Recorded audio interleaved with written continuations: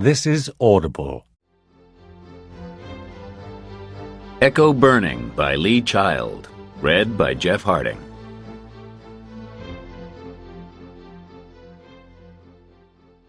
There were 3 watchers, 2 men and a boy. They were using telescopes, not field glasses. It was a question of distance. They were almost a mile from their target area, because of the terrain. There was no closer cover. It was low, undulating country, burned cocky by the sun, grass and rock and sandy soil alike.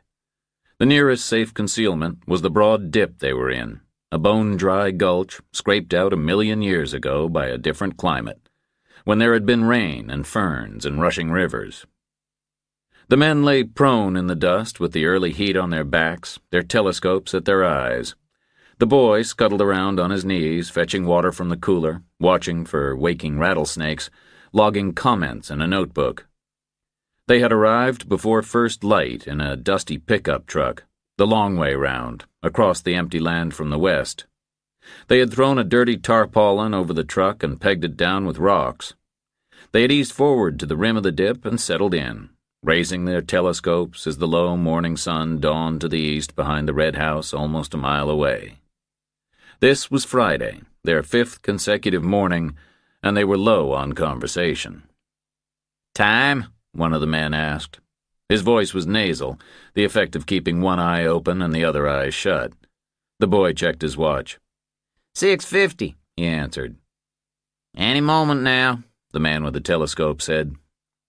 The boy opened his book and prepared to make the same notes he had made 4 times before.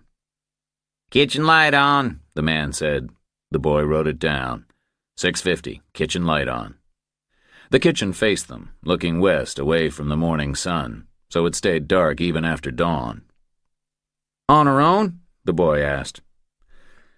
"Same as always," the second man said, squinting. "Maid prepares breakfast," the boy wrote. "Target still in bed." The sun rose inch by inch. It jacked itself higher into the sky and pulled the shadows shorter and shorter. The red house had a tall chimney coming out of the kitchen wing like the finger on a sundial. The shadow it made swung and shortened, and the heat on the watcher's shoulders built higher. 7 o'clock in the morning, and it was already hot. By 8, it would be burning. By 9, it would be fearsome. And they were there all day, until dark, when they could slip away unseen. "Bedroom drape's opening," the second man said. "She's up and about." The boy wrote it down. 7:04, bedroom drapes open. "Now listen," the first man said. They heard the well pump kick in, very faintly from almost a mile away, a quiet mechanical click, and then a steady low drone. "She's showering," the man said. The boy wrote it down. 7:06, target starts to shower. The men rested their eyes. Nothing was going to happen while she was in the shower. How could it? They lowered their telescopes and blinked against the brassy sun in their eyes. The well pump clicked off after 6 minutes. The silence sounded louder than the faint noise had. The boy wrote, 7:12, target out of shower. The men raised their telescopes again. "She's dressing, I guess," the first man said. The boy giggled. "Can you see her naked?" The second man was triangulated 20 feet to the south. He had the better view of the back of the house, where her bedroom window was. "You're disgusting," he said. "You know that?" The boy wrote, 7:15, probably dressing. Then 7:20, probably downstairs, probably eating breakfast. "She'll go back up, clean her teeth," he said. The man on the left shifted on his elbows. "For sure," he said. "Prissy little thing like that." "She's closing her drapes again," the man on the right said. It was standard practice in the west of Texas, in the summer, especially if your bedroom faced south, like this one did, unless you wanted to sleep the next night in a room hotter than the pizza oven. "Stand by," the man said. "Buck gets 10, she goes out to the barn now." It was a wager that nobody took, because so far, 4 times out of 4, she had done exactly that, and watchers are paid to notice patterns. "Kitchen door's open," the boy wrote. 7:27, kitchen door opens. "Here she comes." She came out, dressed in a blue gingham dress which reached to her knees and left her shoulders bare. Her hair was tied back behind her head. It was still damp from the shower. "What do you call that sort of a dress?" the boy asked. "Halter," the man on the left said. 7:28. Comes out. Blue halter dress, goes to barn, the boy wrote. She walked across the yard, short, hesitant steps against the uneven ruts in the baked earth, maybe 70 yards. She heaved the barn door open and disappeared in the gloom inside. The boy wrote, 7:29, target in barn. "How hot is it?" the man on the left asked. "Maybe 100 degrees, the boy said. "There'll be a storm soon. Heat like this, there has to be." "Here comes a ride," the man on the right said. Miles to the south, there was a dust cloud on the road. A vehicle, making slow and steady progress north. "She's coming back," the man on the right said. 7:32, target comes out of barn, the boy wrote. "Maid's at the door," the man said. The target stopped at the kitchen door and took her lunchbox from the maid. It was bright blue plastic with a cartoon picture on the side. She paused for a second. Her skin was pink and damp from the heat. She leaned down to adjust her socks and then trotted out to the gate, through the gate, to the shoulder of the road. The school bus slowed and stopped, and the door opened with a sound the watchers heard clearly over the faint rattle of the idling engine. The chrome handrails flashed once in the sun. The diesel exhaust hung and drifted in the hot, still air. The target heaved her lunchbox onto the step and grasped the bright rails and clambered up after it. The door closed again, and the watchers saw her corn-colored head bobbing along level with the base of the windows. Then the engine noise deepened and the gears caught, and the bus moved away with a new cone of dust kicking up behind it. 7:36, target on bus to school, the boy wrote. The road north was dead straight, and he turned his head and watched the bus all the way until the heat on the horizon broke it up into a shimmering yellow mirage. Then he closed his notebook and secured it with a rubber band. Back at the red house, the maid stepped inside and closed the kitchen door. Nearly a mile away, the watchers lowered their telescopes and turned their collars up for protection from the sun. 7:37, Friday morning. 7:38. 7:39, more than 300 miles to the north and east, Jack Reacher climbed out of his motel room window. 1 minute earlier, he'd been in the bathroom, brushing his teeth.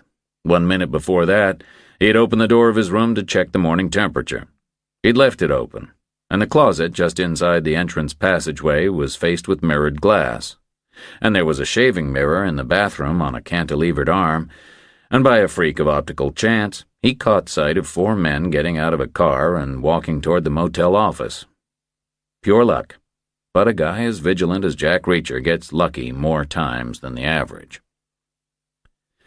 The car was a police cruiser. It had a shield on the door, and because of the bright sunlight and the double reflection, he could read it clearly.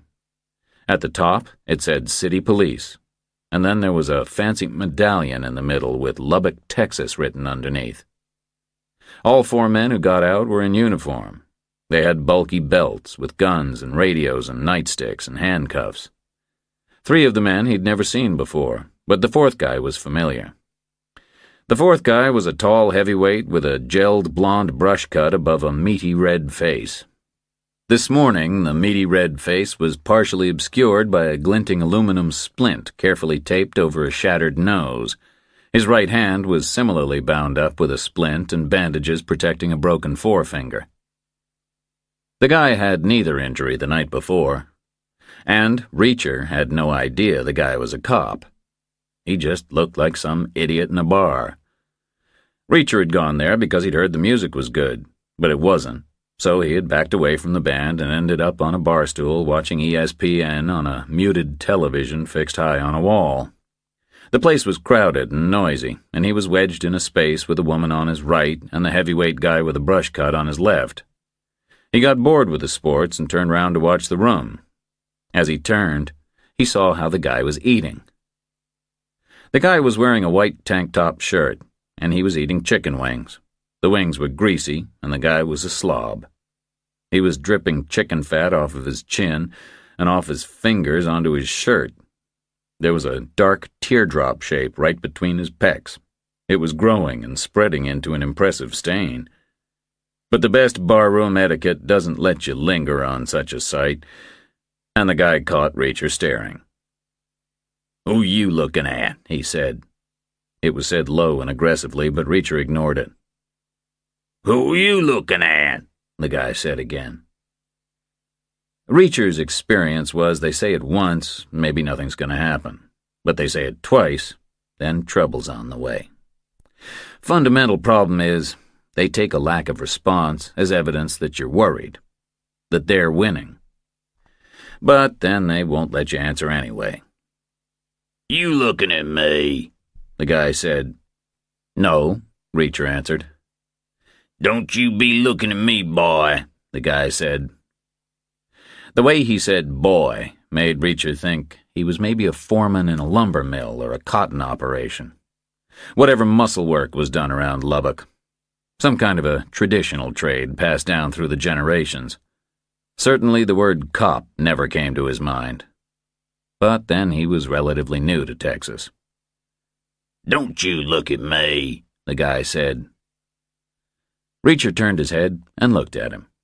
Not really to antagonize the guy, just to size him up. Life is endlessly capable of surprises, so he knew one day he would come face to face with his physical equal, with somebody who might worry him. But he looked and saw this wasn't the day. So he just smiled and looked away again. Then the guy jabbed him with his finger. "I told you not to look at me," he said, and jabbed. It was a meaty forefinger, and it was covered in grease. It left a definite mark on Reacher's shirt. "Don't do that," Reacher said. The guy jabbed again. "Or what?" he said. "You want to make something out of it?" Reacher looked down. Now there were 2 marks. The guy jabbed again. 3 jabs, 3 marks. Reacher clamped his teeth. What with 3 greasy marks on a shirt? He started a slow count to 10. Then the guy jabbed again, before he even reached 8. "You deaf?" Reacher said. "I told you not to do that." "You want to do something about it?" "No," Reacher said. "I really don't. I just want you to stop doing it, is all." The guy smiled. "Then you're a yellow-bellied piece of shit." "Whatever," Reacher said. "Just keep your hands off me." "Or what? What you gonna do?" Reacher restarted his count. 8, 9. "You want to take this outside?" the guy asked. 10. "Touch me again, you'll find out," Reacher said. "I warned you 4 times." The guy paused a second. Then, of course, he went for it again. Reacher caught the finger on the way in and snapped it at the first knuckle, just folded it upward like he was turning a door handle. Then, because he was irritated, he leaned forward and headbutted the guy full in the face. It was a smooth move, well delivered, but it was backed off to maybe a half of what it might have been. No need to put a guy in a coma over 4 grease marks on a shirt. He moved a pace to give the man room to fall, and backed into the woman on his right. "Excuse me, ma'am," he said. The woman nodded vaguely, disoriented by the noise, concentrating on her drink, unaware of what was happening. The big guy thumped silently on the floorboards, and Reacher used the sole of his shoe to roll him half onto his front. Then he nudged him under the chin with his toe to pull his head back and straighten his airway. The recovery position, paramedics call it. Stops you choking while you're out. Then he paid for his drinks and walked back to his motel, and didn't give the guy another thought until he was at the bathroom mirror and saw him out and about in a cop's uniform. Then he thought hard, and as fast as he could. He spent the first second calculating reflected angles and figuring, if I can see him, does that mean he can see me? The answer was yes, of course he can, if he was looking in the right way, which he wasn't yet. He spent the next second mad at himself. He should have picked up the signs. They'd been there. Who else would be poking at a guy built like him except somebody with some kind of protected status? some kind of imagined invulnerability. He should have picked up on it. So, what to do? The guy was a cop on his own turf, and Reacher was an easily recognizable target. Apart from anything else, he still had the 4 grease spots on his shirt and a brand new bruise on his forehead. There were probably forensics people who could match its shape to the bones in the guy's nose. So what to do? An angry cop bent on revenge could cause trouble, a lot of trouble. A noisy public arrest for sure, maybe some wild gunshots. Definitely some 4-on-1 fun and games in an empty out-of-the-way cell down at the station house, where you can't fight back without multiplying your original legal problem. Then all kinds of difficult questions, because Reacher habitually carried no ID and nothing else at all except his toothbrush and a couple of $1,000 cash in his pants pocket.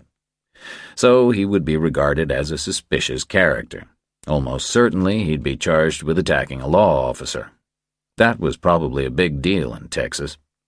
All kinds of witnesses would materialize to swear it was malicious and completely unprovoked.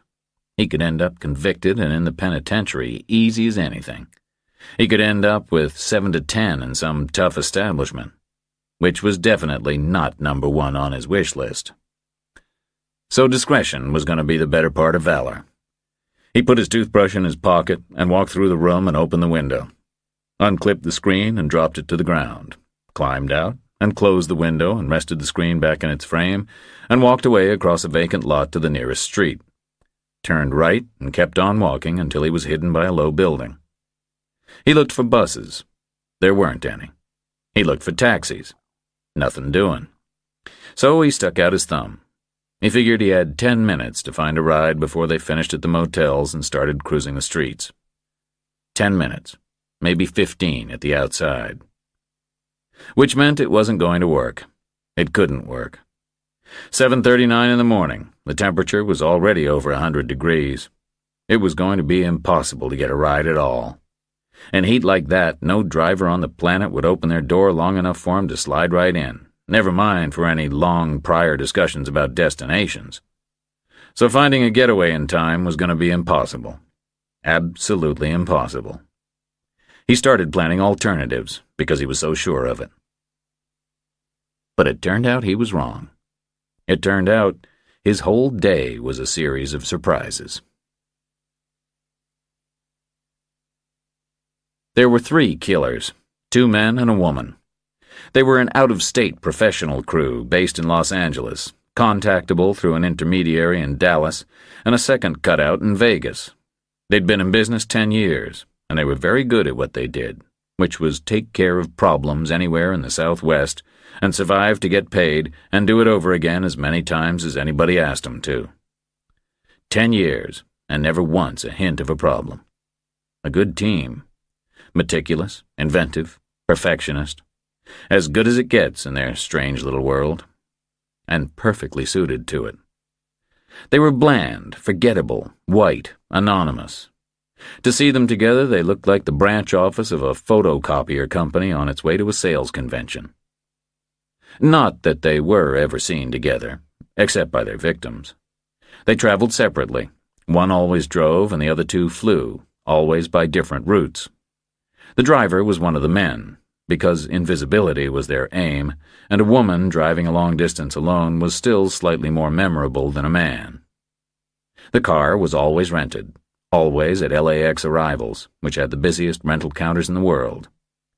It was always a generic family sedan, a mud-colored nothing car. The license and the credit card used to obtain it were always real, properly issued in a distant state to a person who had never existed. The driver would wait on the sidewalk and then line up when a busy flight was spilling out into baggage claim, when he would be just one face among 100. He was small and dark and forgettable, and had a rolling duffel and a carry-on and a harassed expression, same as everybody else.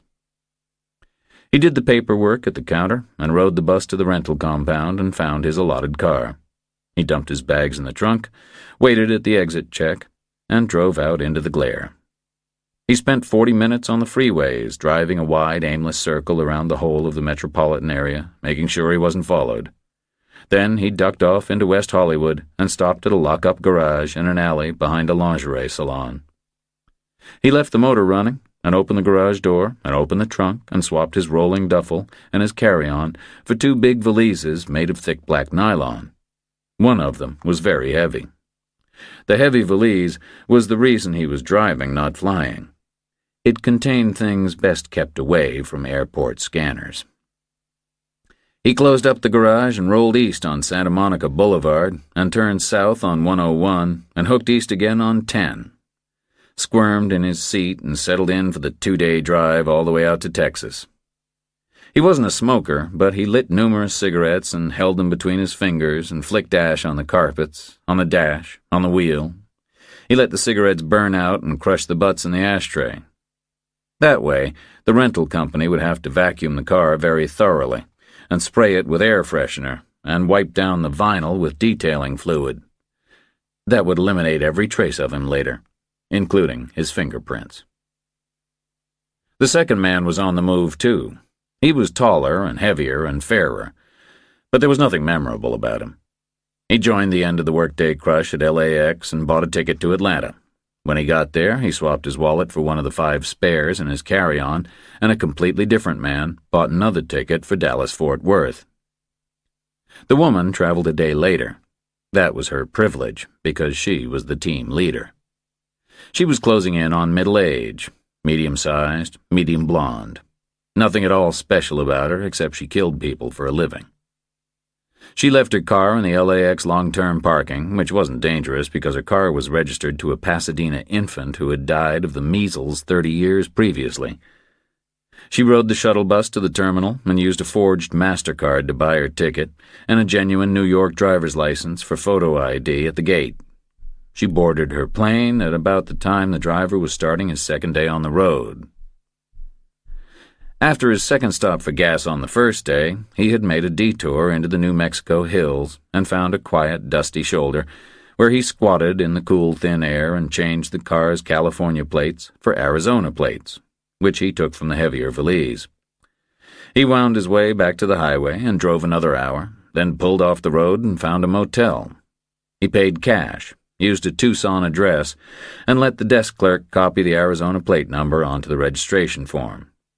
He slept 6 hours with the room air on low and was back on the road early, made it to Dallas-Fort Worth at the end of the second day, and parked in the airport long-term lot. Took his valises with him and used the shuttle bus to departures. Took the moving stairs straight down to arrivals and lined up at the Hertz counter. Hertz, because they rent Fords, and he needed a Crown Victoria. He did the paperwork with Illinois ID, rode the bus to the Hertz lot and found his car. It was the Plain Jane Crown Vic in steel blue metallic, neither light nor dark. He was happy with it. He heaved his bags into the trunk and drove to a motel near the new ballpark on the road from Fort Worth to Dallas. Checked in with the same Illinois ID, ate, and slept a few hours. He woke early and met his 2 partners in the fierce morning heat outside the motel at exactly the same moment Jack Reacher first stuck out his thumb, more than 400 miles away in Lubbock. Second surprise after the cop showing up was he got a ride within 3 minutes. He wasn't even sweating yet. His shirt was still dry. Third surprise was the driver who stopped for him was a woman. Fourth, and biggest surprise of all, was the direction their subsequent conversation took. He'd been hitching rides for the best part of 25 years, in more countries than he could easily recall, and 3 minutes was about the shortest interval between sticking out his thumb and climbing into a car he could remember. As a mode of transportation, hitching rides was dying out. That was his conclusion based on a lot of experience. Commercial drivers had insurance problems with it, and private citizens were getting worried about it, because who knew what kind of a psycho you were? And in Reacher's case, it was worse than the average, especially right then. He wasn't some dapper little guy, neat and inoffensive. He was a giant, 6'5", heavily built, close to 250 pounds. Up close, he was usually scruffy, usually unshaven, and his hair was usually a mess. People worried about him. They stayed away from him. and now he had the fresh new bruise on his forehead, which was why he was surprised about the 3 minutes, and why he was surprised about the woman driver. There's usually a pecking order, based on some kind of subconscious assessment of risk. Top of the list, a young girl will get a ride from an older man, easiest of all, because where's the threat in that? Although now, with some of the young girls turning into scam artists, wanting $100 in exchange for dropping fake molestation claims, even that's getting harder.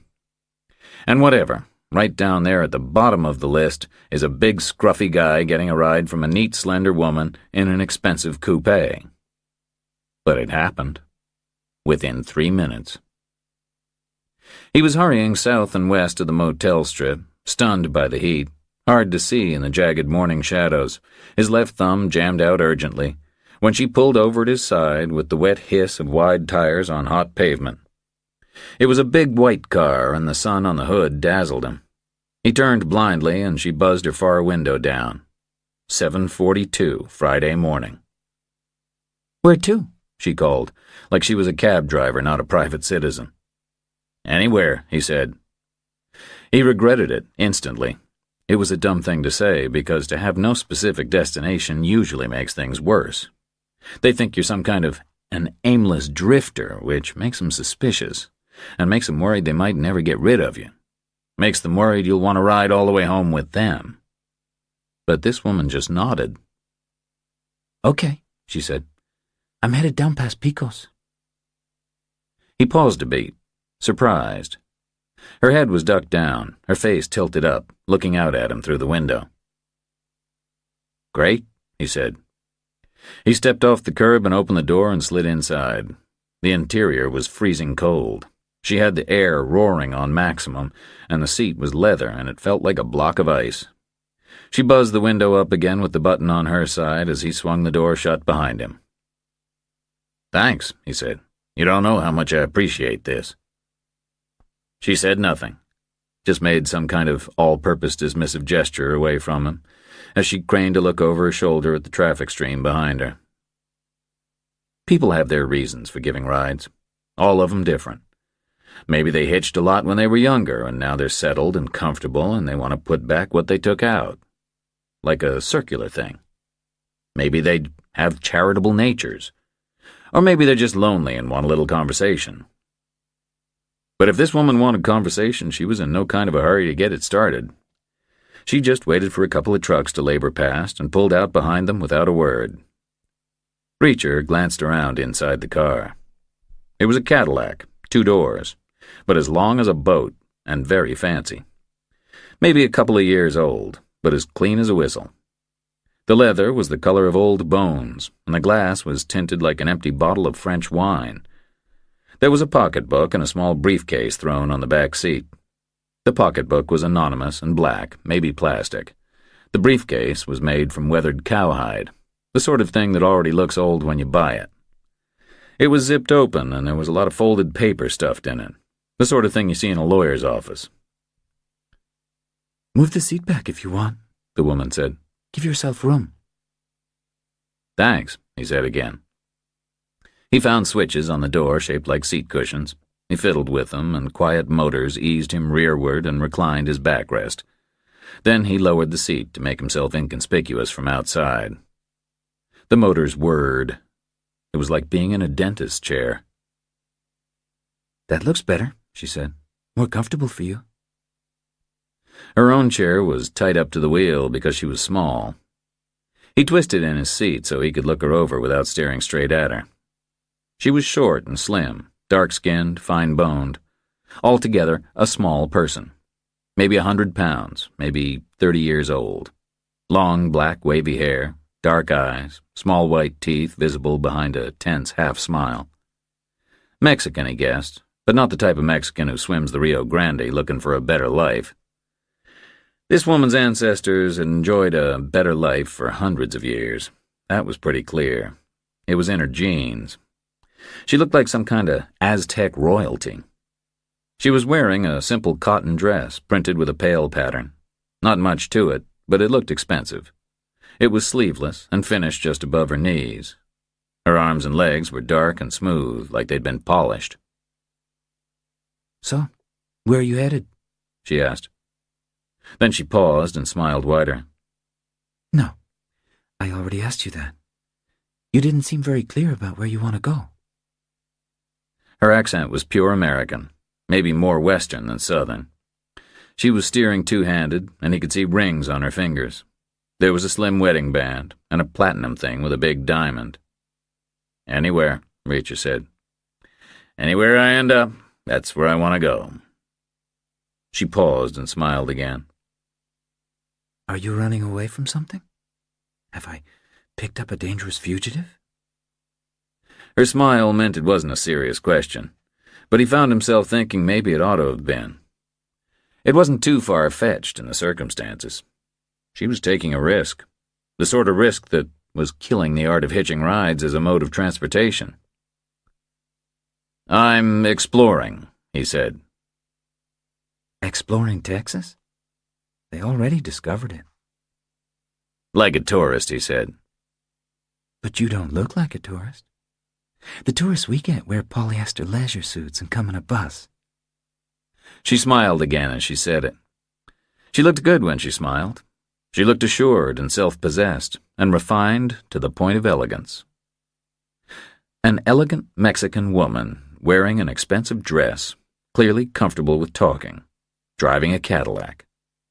He was suddenly aware of his short answers, and his hair and his stubble and his stained shirt and his creased khaki pants, and the big bruise on his forehead. "You live around here?" he asked, because she'd said, "The tourists we get," and he felt he needed something to say. "I live south of Pecos," she said, "more than 300 miles from here. I told you, that's where I'm headed."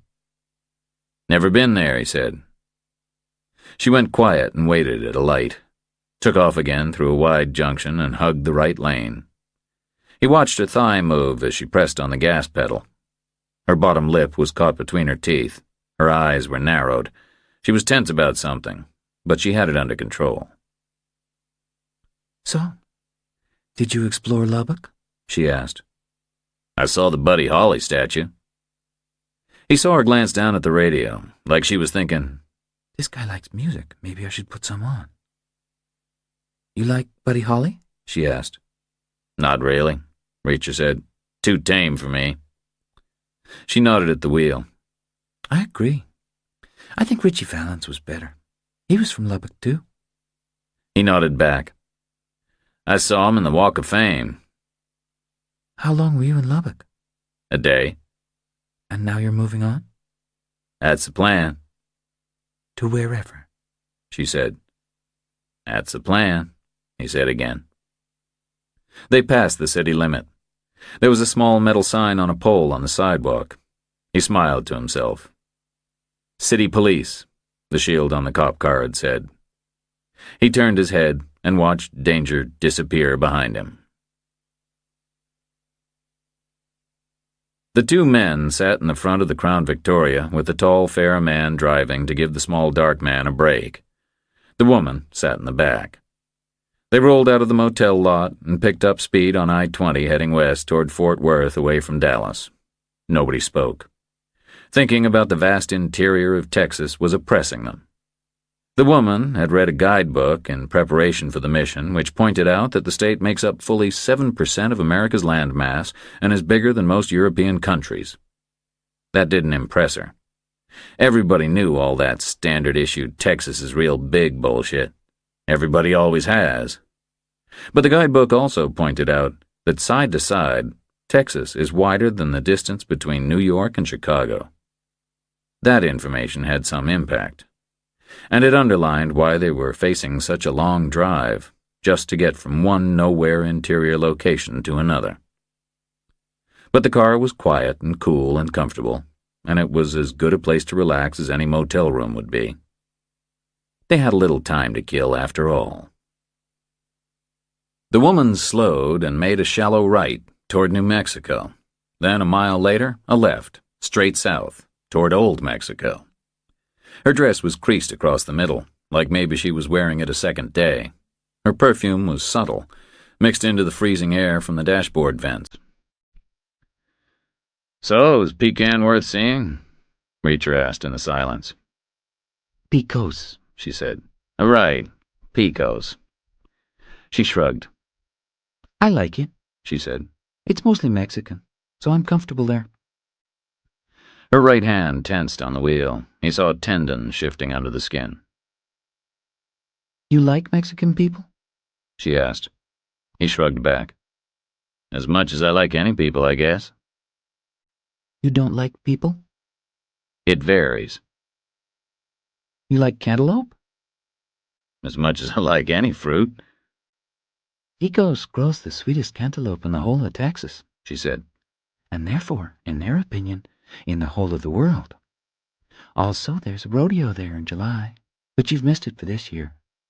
And just north of Pecos is Loving County. You ever heard of Loving County? He shook his head. Never been here before. It's the least populated county in the whole of the United States, She said. Well, if you leave out some of the places in Alaska, I guess. But also the richest per capita. Population is 110 souls, but there are 420 oil leases active. He nodded. So let me out in Pecos. Sounds like a fun place. It was the real Wild West, She said. a long time ago, of course.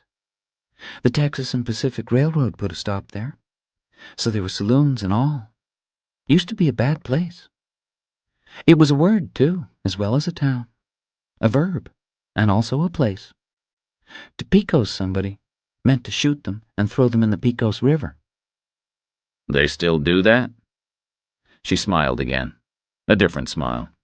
This smile traded some elegance for some mischief. It eased her tension. It made her appealing. No, they don't do that so much now, She said. Your family from Pecos? No, California. She said. I came to Texas when I got married. Keep talking, he thought. She saved your ass. Been married long? He asked. Just under 7 years. Your family been in California long? She paused and smiled again. Longer than any Californian, that's for sure, she said. They were in flat, empty country, and she eased the silent car faster down a dead straight road. The hot sky was tinted bottle green by the windshield. The instrumentation on her dashboard showed it was 110 degrees outside and 60 inside. You a lawyer? Reacher asked. She was puzzled for a moment, and then she made the connection and craned to glance at her briefcase in the mirror. No, she said. I'm a lawyer's client. The conversation went dead again. She seemed nervous, and he felt awkward about it. And what else are you? He asked. She paused a beat. Somebody's wife and mother, she said. And somebody's daughter and sister, I guess.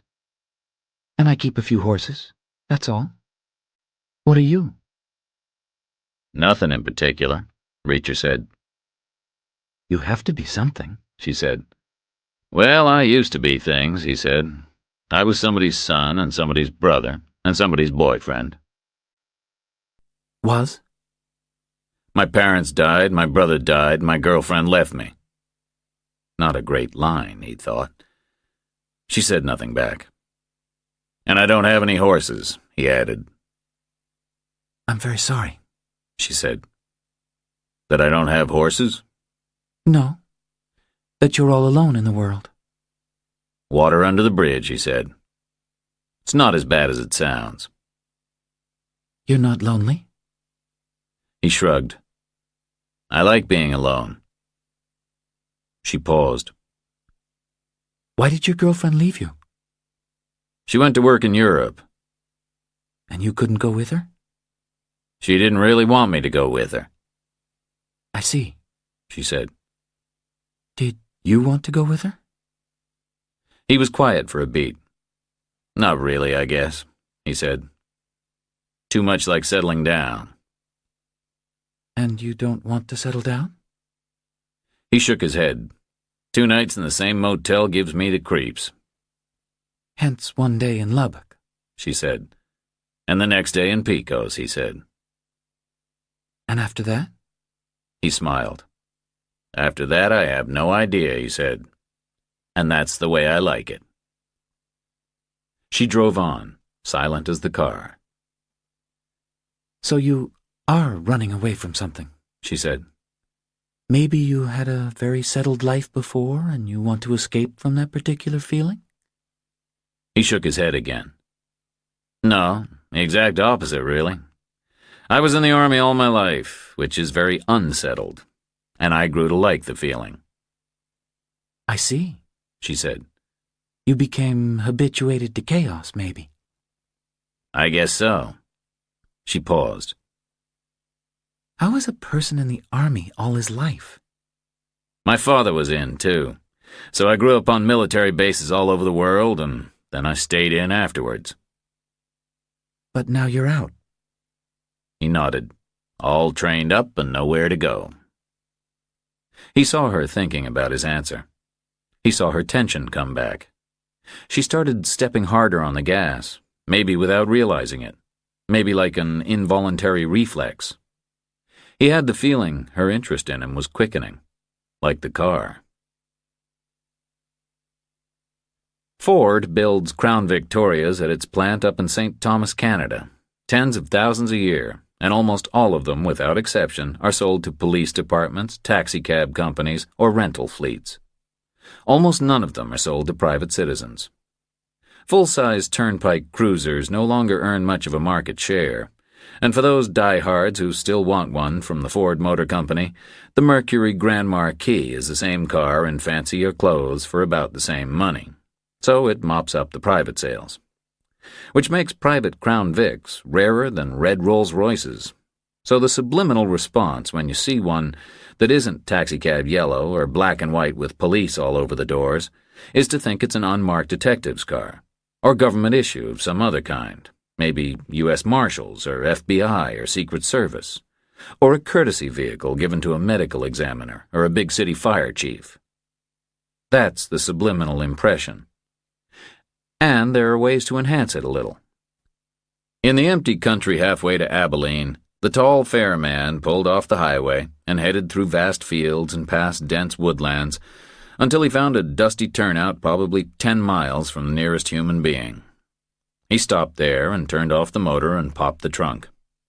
The small, dark man heaved the heavy valise out and laid it on the ground. The woman zipped it open and handed a pair of Virginia plates to the tall, fair man. He took a screwdriver from the valise and removed the Texas plates front and rear, bolted the Virginia issue in their place. The small, dark man pulled the plastic covers off all 4 wheels, leaving the cheap black steel rim showing. He stacked the wheel covers like plates and pitched them into the trunk. The woman took radio antennas from the valise, 4 of them, CB whips and cellular telephone items bought cheap at a radio shack in L.A. The cellular antennas stuck to the rear window with self-adhesive pads. She waited until the trunk was closed again and placed the CB antennas on the lid. They had magnetic bases. They weren't wired up to anything. They were just for show. Then the small, dark man took his rightful place behind the wheel and U-turned through the dust and headed back to the highway, cruising easily. A Crown Vic, plain steel wheels, a forest of antennas, Virginia plates. Maybe an FBI pool car. 3 agents inside. Maybe on urgent business. What did you do in the Army? The woman asked very casually. I was a cop, Rachel said. They have cops in the Army? Sure they do, he said. Military police. Like cops inside the service. I didn't know that, she said. She went quiet again. She was thinking hard. She seemed excited. Would you mind if I asked you some questions? She said. He shrugged. You're giving me a ride. She nodded. I wouldn't want to offend you. Well, that'd be hard to do in the circumstances. 110 degrees out there, 60 in here. There'll be a storm soon. There has to be, with the temperature like this. He glanced ahead at the sky. It was tinted bottle green by the windshield glass, and it was blindingly clear. I don't see any sign of it, he said. She smiled again briefly. May I ask where you live? I don't live anywhere, he said. I move around. You don't have a home somewhere? He shook his head. What you see is what I've got. You travel light, she said. Light as I can. She paused for a fast mile. Are you out of work? She asked. He nodded. Usually. Were you a good cop? In the Army? Good enough, I guess. They made me a major, gave me some medals. She paused. So why did you leave? It felt like an interview, for a loan or for a job. They downsized me out of there, he said. End of the Cold War. They wanted a smaller army, not so many people in it. So they didn't need so many cops to look after them. She nodded. Like a town. If the population gets smaller, the police department gets smaller too. Something to do with appropriations, taxes or something. He said nothing. I live in a very small town, She said. Echo, south of Pecos, like I told you. It's a lonely place. That's why they named it Echo. Not because it's echoey like an empty room. It's from ancient Greek mythology. Echo was a young girl in love with Narcissus. But he loved himself, not her. So she pined away until just her voice was left. So that's why it's called Echo. Not many inhabitants. But it's a county too. A county and a township. Not as empty as Loving County. But there's no police department at all. Just the county sheriff, on his own. Something in her voice. Is that a problem? He asked. It's a very white county, she said. Not like Pecos at all. So? So one feels there might be a problem if push came to shove. And has push come to shove? She smiled awkwardly. I can tell you were a cop, She said. You ask so many questions. And it's me who wanted to ask all the questions. She fell silent for a spell and just drove, slim dark hands light on the wheel, going fast but not hurrying. He used the cushion-shaped buttons again and laid his seat back another fraction. Watched her in the corner of his eye. She was pretty, but she was troubled. 10 years from now, she was going to have some excellent frown lines. What was life like in the Army? She asked. Different, he said. Different from life outside the Army. Different how? Different rules, different situations. It was a world of its own. It was very regulated, but it was kind of lawless, kind of rough and uncivilized. Like the Wild West, she said. I guess, he said back. 1 million people trained first and foremost to do what needed doing. The rules came afterwards. Like the Wild West, she said again. I think you liked it. He nodded. Some of it. She paused. May I ask you a personal question? Go ahead, he said. What's your name? Reacher, he said. Is that your first name or your last? People just call me Reacher, he said. She paused again. May I ask you another personal question? He nodded. Have you killed people, Reacher? In the Army? He nodded again. Some. That's what the Army is all about, fundamentally, isn't it? She said. I guess so, he said. Fundamentally. She went quiet again, like she was struggling with a decision. There's a museum in Pecos, she said. A real Wild West museum. It's partly an old saloon, and partly in the old hotel next door. Out back is the site of Clay Allison's grave. You ever heard of Clay Allison? Reacher shook his head. They called him the gentleman gunfighter, she said. He retired, actually. But then he fell under the wheels of a grain cart and he died from his injuries. They buried him there.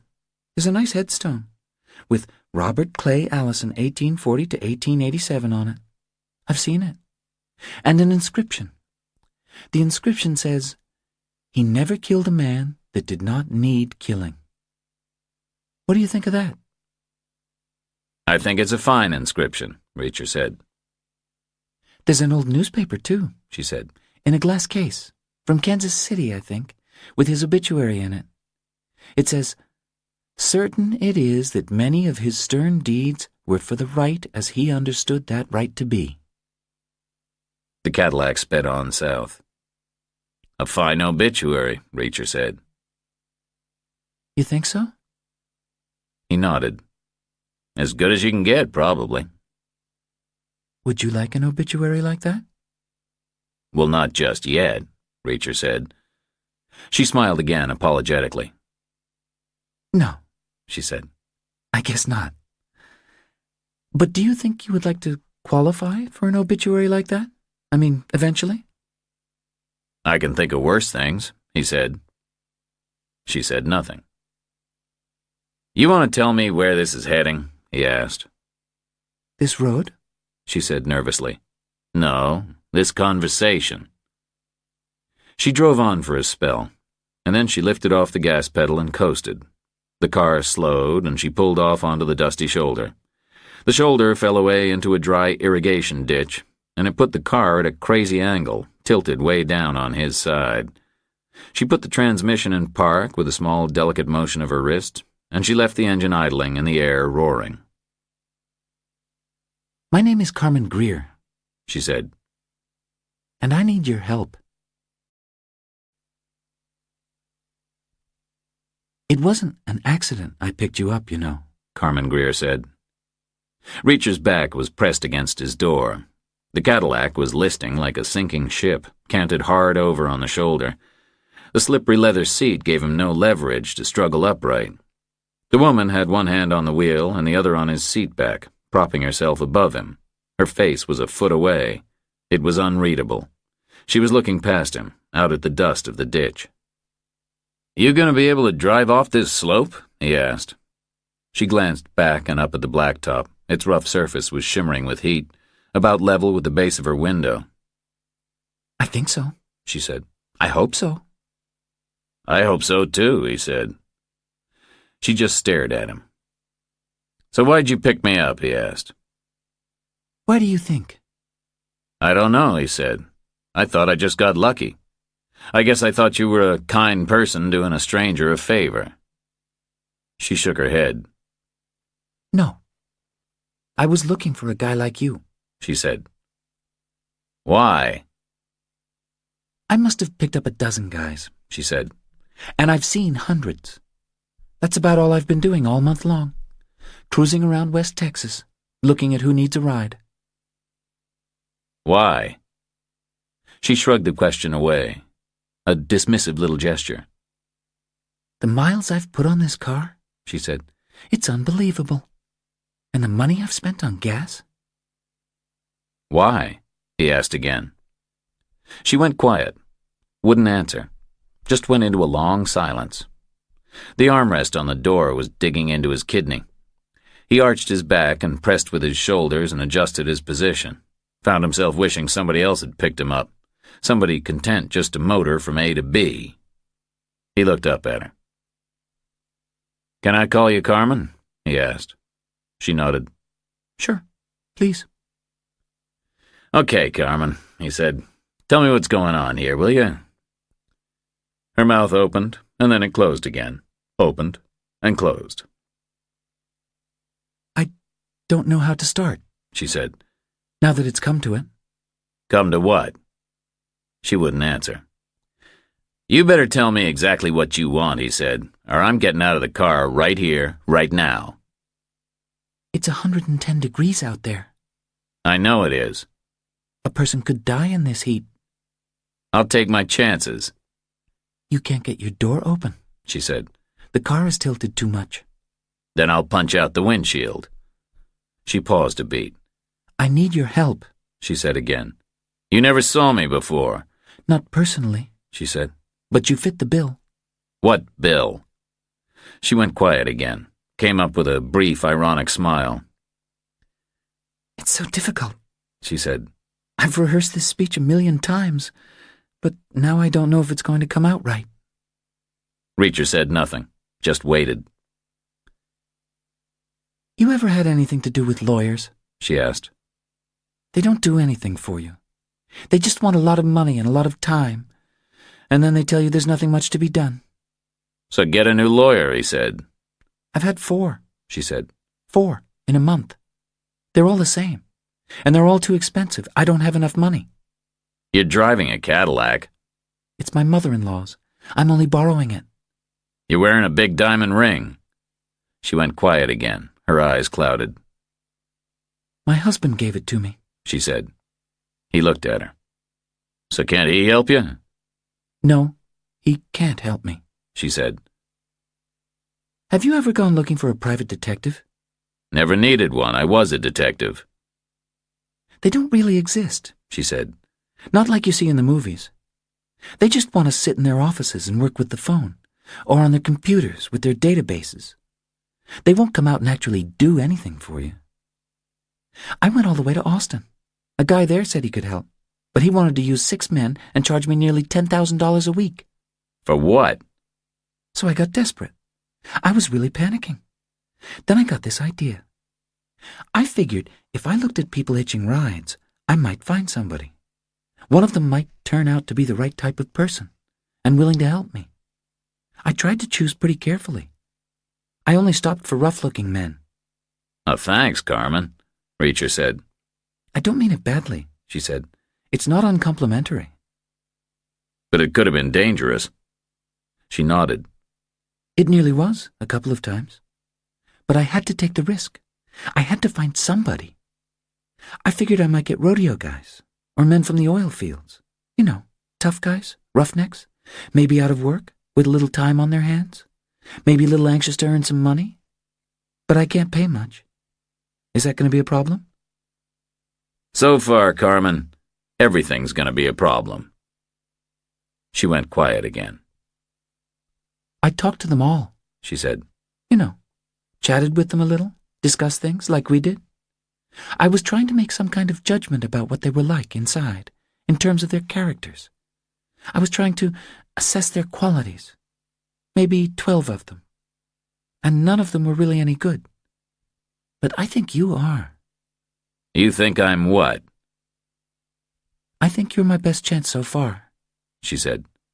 Really, I do. A former cop, been in the army, no ties anywhere. You couldn't be better. I'm not looking for a job, Carmen. She nodded happily. I know. I figured that out already. But that's better still, I think. It keeps it pure, don't you see that? Help for help's sake. No mercenary aspect to it. And your background is perfect. It obligates you. He stared at her. No, it doesn't. You were a soldier, she said, and a policeman. It's perfect. You're supposed to help people. That's what cops do. We spent most of our time busting heads. Not a whole lot of helping went on. But it must have. That's what cops are for. It's like their fundamental duty. And an army cop is even better. You said it yourself. You do what's necessary. If you need a cop, go to the county sheriff, Pecos or wherever it is. Echo, she said. I live in Echo, south of Pecos. Wherever, he said. Go to the sheriff. She was shaking her head. No, I can't do that. Reacher said nothing more, just lay half on his back, pressed up against the door by the car's steep angle. The engine was idling patiently and the air was still roaring. The woman was still braced above him. She'd gone silent. She was staring out past him and blinking, like she was about to cry, like she was ready for a big flood of tears, like she was tragically disappointed, maybe with him, maybe with herself. You must think I'm crazy, she said. He turned his head and looked hard at her, top to toe. Strong, slim legs, strong, slim arms, the expensive dress. It was riding up on her thighs, and he could see her bra strap at her shoulder. It was snow-white against the color of her skin. She had clean combed hair and trimmed painted nails, an elegant, intelligent face, tired eyes. I'm not crazy, she said. Then she looked straight at him. Something in her face, maybe an appeal, Or maybe hopelessness. Or desperation. "It's just that I've dreamed about this for a month," she said. "My last hope. It was a ridiculous plan, I guess, but it's all I had. And there was always the chance it would work. And with you, I think maybe it could. And now I'm screwing it up by coming across like a crazy woman." He paused a long time. Minutes. He thought back to a pancake house he'd seen in Lubbock, right across the strip from his motel. It had looked pretty good. He could have crossed the street, gone in there, had a big stack with bacon on the side, lots of syrup, maybe an egg. He would have come out a half hour after she blew town. He could be sitting next to some cheerful trucker now, listening to rock and roll on the radio. On the other hand, he could be bruised and bleeding in a police cell, with an arraignment date coming up. "So start over," he said. "Just say what you gotta say. But first, drive us out of this damn ditch. I'm very uncomfortable, and I could use a cup of coffee. Is there any place up ahead where we could get coffee?" "I think so," she said. "Yes, there is. About an hour, I think." "So let's go there. Let's get a cup of coffee." "You're going to dump me and run," she said. It was an attractive possibility. She stared at him, maybe 5 long seconds, and then she nodded, like a decision was made. She put the transmission in D and hit the gas. The car had front-wheel drive and all the weight was on the back, so the tires just clawed at nothing and spun. Gravel rattled against the underbody and a cloud of hot, cocky dust rose up all around them. Then the tires caught and the car heaved itself out of the ditch and bounced up over the edge of the blacktop. She got it straight in the lane, and then she floored it and took off south. "I don't know where to begin," she said. "At the beginning," he said. "Always works best that way. Think about it. Tell me over coffee. We've got the time." She shook her head, stared forward through the windshield, eyes locked on the empty, shimmering road ahead. She was quiet for a mile, already doing 70. "No, we don't," she said. "It's real urgent." 50 miles southwest of Abilene, on a silent county road 10 miles north of the main east-west highway, the Crown Victoria waited quietly on the shoulder, its engine idling, its hood unlatched and standing an inch open for better cooling. All around, it was flatness so extreme the curvature of the earth was revealed, the dusty, parched brush falling slowly away to the horizon in every direction. There was no traffic, and therefore no noise beyond the tick and whisper of the idling engine and the heavy buzz of the earth baking and cracking under the unbearable heat of the sun. The driver had the electric door mirror racked all the way outward so he could see the whole of the road behind him. The Crown Vic's own dust had settled, and the view was clear for about a mile, right back to the point where the blacktop and the sky mixed together and broke and boiled into a silvery, shimmering mirage. The driver had his eyes focused on that distant glare, waiting for it to be pierced by the indistinct shape of a car. He knew what car it would be. The team was well briefed. It would be a white Mercedes-Benz, driven by a man on his own, toward an appointment he couldn't miss. The man would be driving fast, because he would be running late, because he was habitually late for everything. They knew the time of his appointment, and they knew his destination was 30 miles farther on up the road, so simple arithmetic gave them a target time they could set their watches by. A target time that was fast approaching. "So let's do it," the driver said. He stepped out of the car into the heat and clicked the hood down into place, slid back into the seat and took a ball cap from the woman. It was one of 3 bought from a souvenir vendor on Hollywood Boulevard, $13.95 each. It was dark blue, with FBI machine embroidered in white cotton thread across the front. The driver squared it on his head and pulled the peak low over his eyes. Moved the transmission lever into drive and kept his foot hard on the brake. Leaned forward a fraction and kept his eyes on the mirror. "Right on time," he said. The silver mirage was boiling and wobbling, and a white shape pulled free of it and speared out toward them like a fish leaping out of water. The shape settled and steadied on the road, moving fast, crouching low. A white Mercedes sedan, wide tires, dark windows. The driver eased his foot off the brake, and the Crown Vic crawled forward through the dust. He touched the gas when the Mercedes was still 100 yards behind him. The Mercedes roared past, and the Crown Vic pulled out into the hot blast of its slipstream. The driver straightened the wheel and accelerated, smiled with his lips hard together. The killing crew was going to work again. The Mercedes driver saw headlights flashing in his mirror and looked again and saw the sedan behind him. 2 peaked caps silhouetted in the front seat. He dropped his eyes automatically to his Speedo, which was showing more than 90. Felt the cold "oh shit" stab in his chest.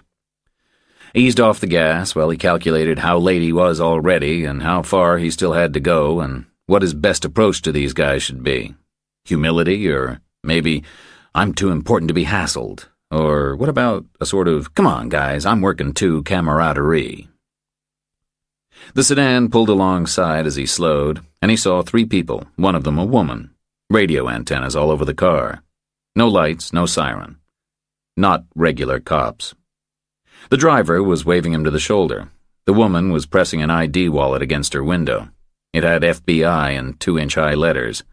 Their caps said FBI. Serious-looking people in some kind of duty fatigues. Serious-looking squad car. He relaxed a little. The FBI didn't stop you for speeding. Must be something else. Maybe some kind of security check. Which made sense, considering what lay 30 miles up the road.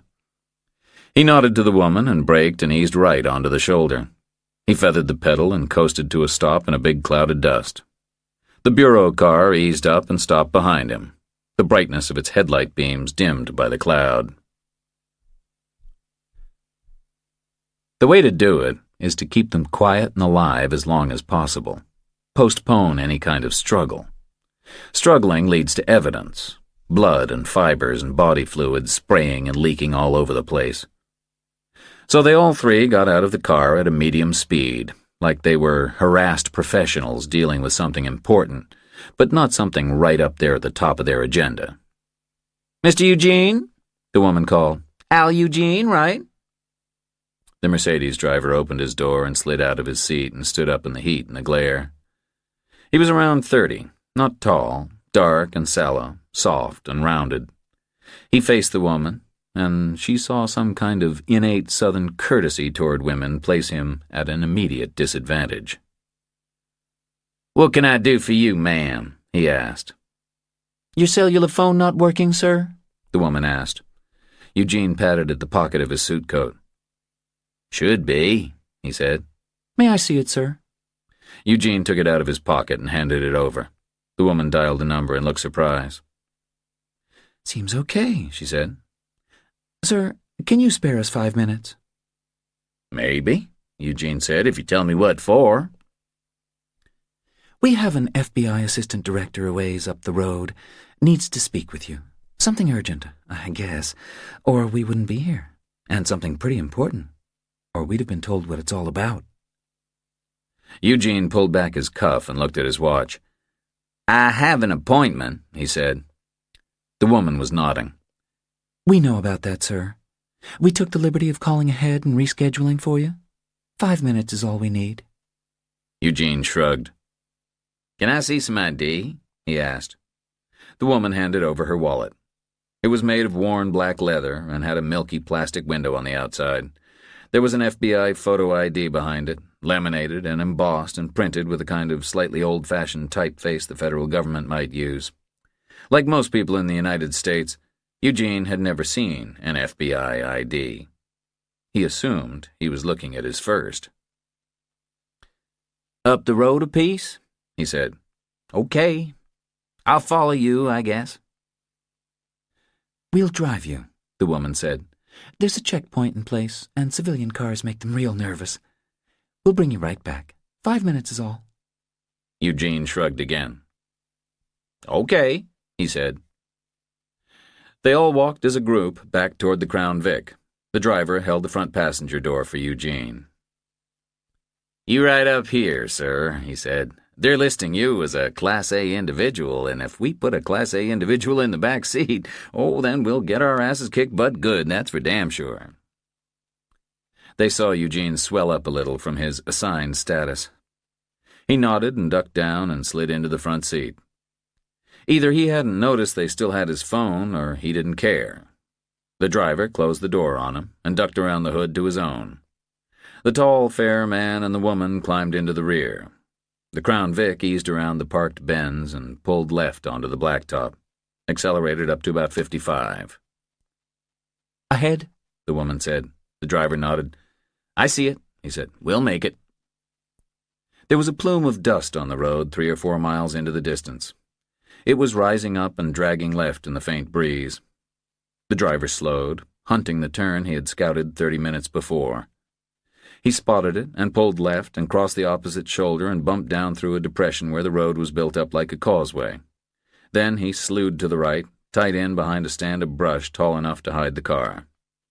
The man and the woman in the rear seat came out with handguns and leaned forward and jammed them into Eugene's neck right behind the ears where the structure of the human skull provides 2 nice muzzle-shaped sockets.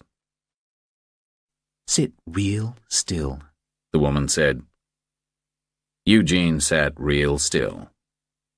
2 minutes later, a big dark vehicle blasted by above them. A truck or a bus. Dust clouded the sky, and the brush rustled in the moving air. The driver got out and approached Eugene's door with a gun in his hand. He opened the door and leaned in and jammed the muzzle into Eugene's throat, where the ends of the collarbones make another convenient socket. "Get out," he said. "Real careful." "What?" was all Eugene could say. "We'll tell you what," the woman said. "Now get out." Eugene got out, with 3 guns at his head. "Step away from the car," the woman said. "Walk away from the road." This was the tricky time.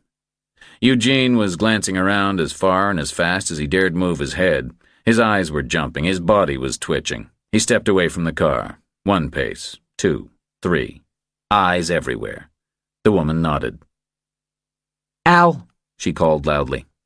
Her 2 partners jumped away, long sideways strides. Eugene's head snapped round to face the woman who had called his name. She shot him through the right eye. The sound of the gun clapped and rolled across the hot landscape like thunder. The back of Eugene's head came off in a messy cloud, and he went straight down and sprawled in a loose tangle of arms and legs. The woman stepped around him and crouched down and took a closer look. Then she stepped away and stood up straight with her legs and arms spread like she was ready to be searched at the airport. "Check," she said. The 2 men stepped close and examined every inch of her skin and clothing. They checked her hair and her hands. "Clear," the small dark man said. "Clear," the tall fair man said. She nodded, a faint smile. No residue. No evidence. No blood or bone or brains anywhere on her person. "Okay," she said. The 2 men stepped back to Eugene and took an arm and a leg each and dragged his body 10 feet into the brush. They had found a narrow limestone cleft there, a crack in the rock maybe 8 feet deep and 1.5 feet across, wide enough to take a man's corpse sideways, too narrow to admit the 6-foot wingspan of a vulture or a buzzard. They maneuvered the body until the trailing hand and the trailing foot fell into the hole. Then they lowered away carefully until they were sure the torso would fit. This guy was fatter than some, but he slid in without snagging on the rock. As soon as they were sure, they dropped him the rest of the way. He wedged tight, about 7 feet down. The bloodstains were already drying and blackening. They kicked desert dust over them and swept the area with a mesquite branch to confuse the massive footprints. Then they walked over and climbed into the Crown Vic, and the driver backed up and swung through the brush, bounced through the dip and up the slope to the roadway. The big car nosed back the way it had come and accelerated gently to 55 miles an hour. Moments later, it passed by Eugene's white Mercedes, parked right where he'd left it, on the other side of the road. It already looked abandoned and filmed with dust. "I have a daughter," Carmen Greer said. "I told you that, right?" "You'd told me you were a mother," Reacher said. She nodded at the wheel. "Of a daughter. She's 6.5 years old." Then she went quiet for a minute. They call her Mary Ellen, she said. They? my husband's family. They named your kid? It just happened, I guess. I wasn't in a good position to stop it. Reacher was quiet for a beat. What would you have called her? He asked. She shrugged. Gloria, maybe? I thought she was glorious. She went quiet again. But she's Mary Ellen, he said. She nodded. They call her Ellie, for short. Miss Ellie, sometimes. She's 6.5? But we've been married less than 7 years. I told you that too, right? So you can do the math. Is that a problem? Doing the math? Thinking about the implication. He shook his head at the windshield. Not a problem to me. Why would it be?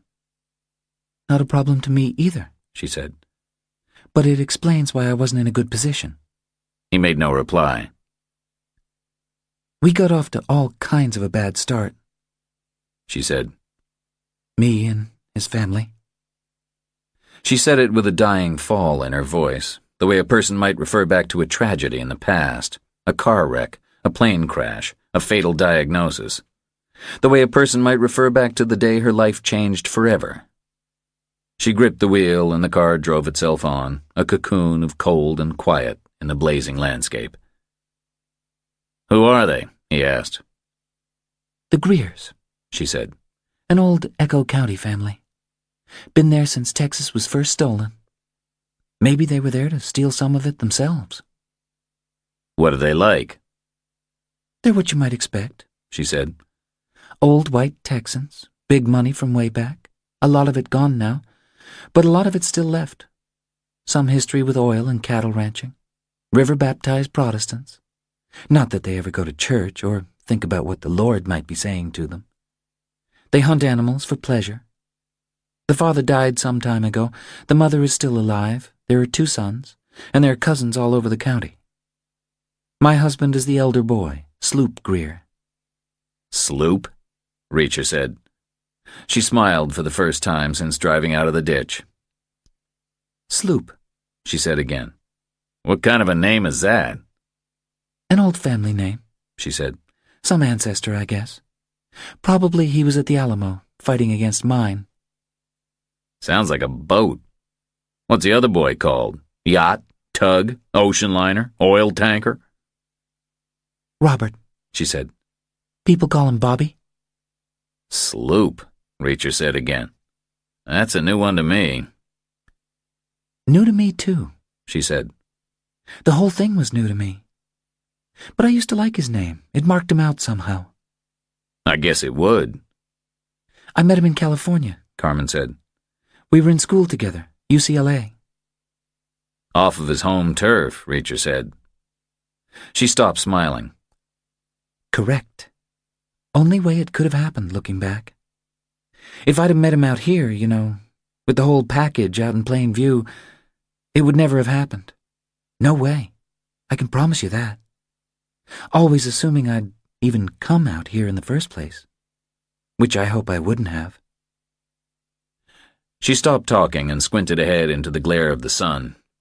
There was a ribbon of black road and a bright shape up ahead on the left, shiny aluminum broken into moving fragments by the haze boiling up off the blacktop.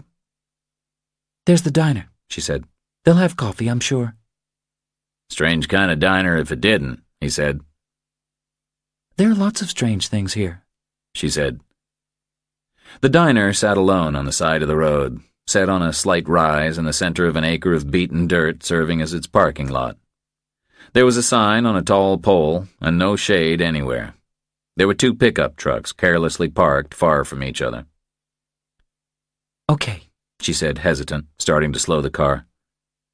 Now you're going to run. You figure one of these guys with the pickups will give you a ride. He said nothing. If you are, do it later, okay? She said. Please? I don't want to be left alone in a place like this. She slowed some more and bounced off the road onto the dirt, parked right next to the sign pole as if it was a shade tree offering protection from the sun. Its slender shadow fell across the hood like a bar.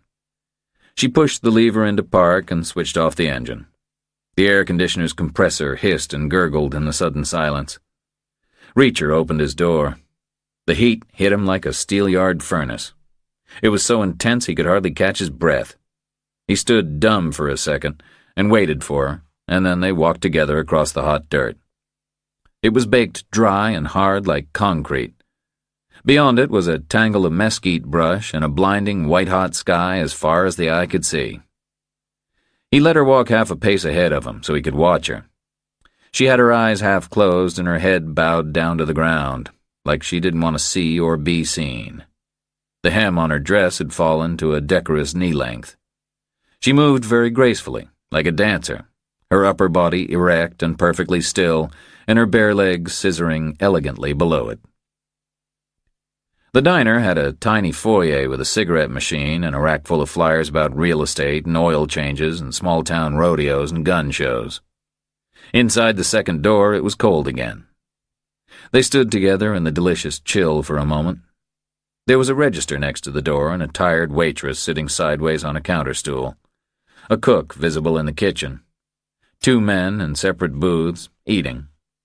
All 4 people looked up and paused, like there were things they could say but wouldn't.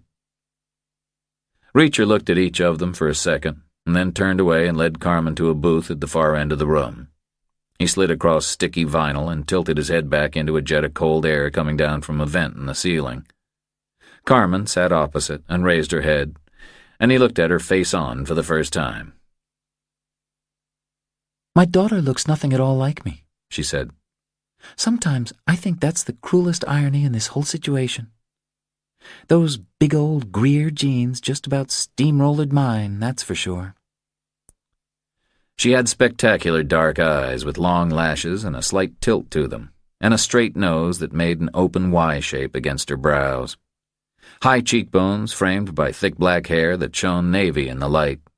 A rosebud of a mouth with a subtle trace of red lipstick.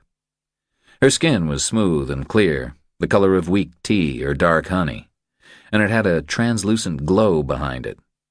It was actually a whole lot lighter in color than Reacher's own sunburned forearms, and he was white and she wasn't. "So who does Ellie look like?" he asked. "Them," she said. The waitress brought ice water and a pad and a pencil and an upturned chin and no conversation. Carmen ordered iced coffee, and Reacher ordered his hot and black. "She doesn't look like she's mine at all," Carmen said. "Pink skin, yellow hair, a little chubby. But she's got my eyes." "Lucky Ellie," Reacher said. She smiled briefly. "Thank you. Plan is she should stay lucky." She held the water glass flat against her face. Then she used a napkin to wipe the dew away. The waitress brought their drinks. The iced coffee was in a tall glass, and she spilled some of it as she put it down. Reacher's was in an insulated plastic flask, and she shoved an empty china mug across the table next to it. She left the check face down halfway between the 2 drinks and walked away without saying anything at all. "You need to understand I loved Sloop once," Carmen said. Reacher made no reply, and she looked straight at him. "Does it bother you to hear this kind of stuff?" she asked. He shook his head, although the truth was it did bother him a little. Loners aren't necessarily too comfortable with a stranger's intimacies. "You told me to start at the beginning," she said. "Yes," he said, "I did." "So I will," she said. "I loved him once. You need to understand that. And you need to understand that wasn't hard to do. He was big, and he was handsome, and he smiled a lot, and he was casual, and he was relaxed. And we were in school, and we were young, and L.A. is a very special place, where anything seems possible and nothing seems to matter very much." She took a drinking straw from the canister on the table and unwrapped it. "And you need to know where I was coming from," she said. "Truth is, I had it all completely backward. I wasn't some Mexican worrying about whether the white family would accept me. I was worrying about my family accepting this gringo boy. That's how it seemed to me. I come from 1,000 acres in Napa. We've been there forever. We were always the richest people I knew, and the most cultured. We had the art and the history and the music. We gave to museums. We employed white people. So I spent my time worrying about what my folks would say about me marrying out. He sipped his coffee. It was stewed and old, but it would do. And what did they say? He asked. They went insane. I thought they were being foolish. Now I understand they weren't. So what happened? She sipped her drink through the straw, took a napkin from a canister and dabbed her lips. It came away, marked with her lipstick. Well, I was pregnant, she said. And that made everything a million times worse, of course. My parents are very devout, and they're very traditional. And basically they cut me off, I guess. They disowned me. It was like the whole Victorian thing, expelled from the snowy doorstep with a bundle of rags. Except it wasn't snowing, of course, and the bundle of rags was really a Louis Vuitton valise. So what'd you do? We got married. Nobody came. Just a few friends from school. We lived a few months in L.A. We graduated. We stayed there until the baby was a month away. It was fun, actually. We were young and in love. He poured himself a second cup of coffee. But, he asked. But Sloop couldn't find a job. I began to realize he wasn't trying very hard. Getting a job wasn't in his plan. College was 4 years of fun for him. Then it was back to the fold. Go take over Daddy's business. His father was ready to retire by then. I didn't like that idea. I thought we were starting up fresh, on our own, you know? A new generation on both sides. I felt I'd given stuff up, and I thought he should too. So we argued a lot. I couldn't work because of being so pregnant, and I had no money of my own. So in the end, we couldn't make the rent. So in the end, he won the argument. And we trailed back here to Texas, and we moved into the big old house with his folks and his brother and his cousins all around. And I'm still there. The dying fall was back in her voice, the day her life changed forever. And? He asked. She looked straight at him. And it was like the ground opens up and you fall straight through to hell. It was such a shock I couldn't even react at all. They treated me strange, and the second day I suddenly realized what was going on. All my life I'd been like a princess, you know? And then I was just a hip kid among 10,000 others in L.A. But now I was suddenly just a piece of beaner trash. They never said it straight out, but it was so clear. They hated me because I was the greaseball whore who'd hooked their darling boy. Oh, they were painfully polite, because I guess their strategy was to wait for Sloop to come to his senses and dump me. It happens, you know, in Texas. The good old boys, when they're young and foolish, they like a little dark meat. Sometimes it's like a rite of passage. Then they wise up and straighten out. I knew that's what they were thinking, and hoping. And it was a shock, believe me. I'd never thought of myself like that. Never. I'd never had to. Never had to confront it. The whole world was turned upside down in an instant. Like falling in freezing water. Couldn't breathe, couldn't think, couldn't even move. But he didn't dump you, evidently. She looked down at the table. No, she said. He didn't dump me. He started hitting me instead. First time, he punched me in the face. Then Ellie was born the next day. The Crown Victoria turned back into a normal Hertz rental behind a stand of trees 8 miles off the highway, halfway between Abilene and Big Springs. The Virginia plates came off and the Texas plates went back on. The plastic wheel covers were kicked back into place. The cellular antennas were peeled off the rear glass and laid back in the valise. The CB whips pulled clear of the sheet metal and joined them. The souvenir ball caps were nested together and packed away with the handguns. Eugene's mobile phone was smashed against a rock and the pieces hurled deep into the copse. A little grit from the shoulder of the road was sprinkled onto the front passenger seat so that the rental people would have to vacuum up any of Eugene's stray hairs and fibers along with it. Then the big sedan pulled back onto the blacktop and wound its way back to the highway. It cruised comfortably, heading west, a forgettable vehicle filled with 3 forgettable people. It made one more stop, at a comfort area named for the Colorado River, where sodas were consumed and a call was made from an untraceable payphone. The call was to Las Vegas, from where it was rerouted to Dallas, from where it was rerouted to an office in a small town in the west of Texas. The call reported complete success so far, and it was gratefully received. He split my lip and loosened my teeth, Carmen Greer said. Reacher watched her face. That was the first time, she said. He just lost it. But straight away he was full of remorse. He drove me to the emergency room himself. It's a long, long drive from the house. Hours and hours. And the whole way he was begging me to forgive him. Then he was begging me not to tell the truth about what had happened. He seemed really ashamed, so I agreed. But I never had to say anything anyway, because as soon as we arrived, I started into labor, and they took me straight upstairs to the delivery unit. Ellie was born the next day. And then what? And then it was okay, she said. For a week at least. Then he started hitting me again. I was doing everything wrong. I was paying too much attention to the baby. I didn't want sex because I was hurting from the stitches. He said I'd gotten fat and ugly from the pregnancy. Reacher said nothing. He got me believing it, she said. For a long, long time. That happens, you know. You've got to be very self-confident to resist it. And I wasn't in that situation. He took away all my self-esteem. 2 or 3 years, I thought it was my fault. And I tried to do better. What'd the family do? She pushed her glass away, left the iced coffee half finished. They didn't know about it, she said. And then his father died, which made it worse. He was the only reasonable one.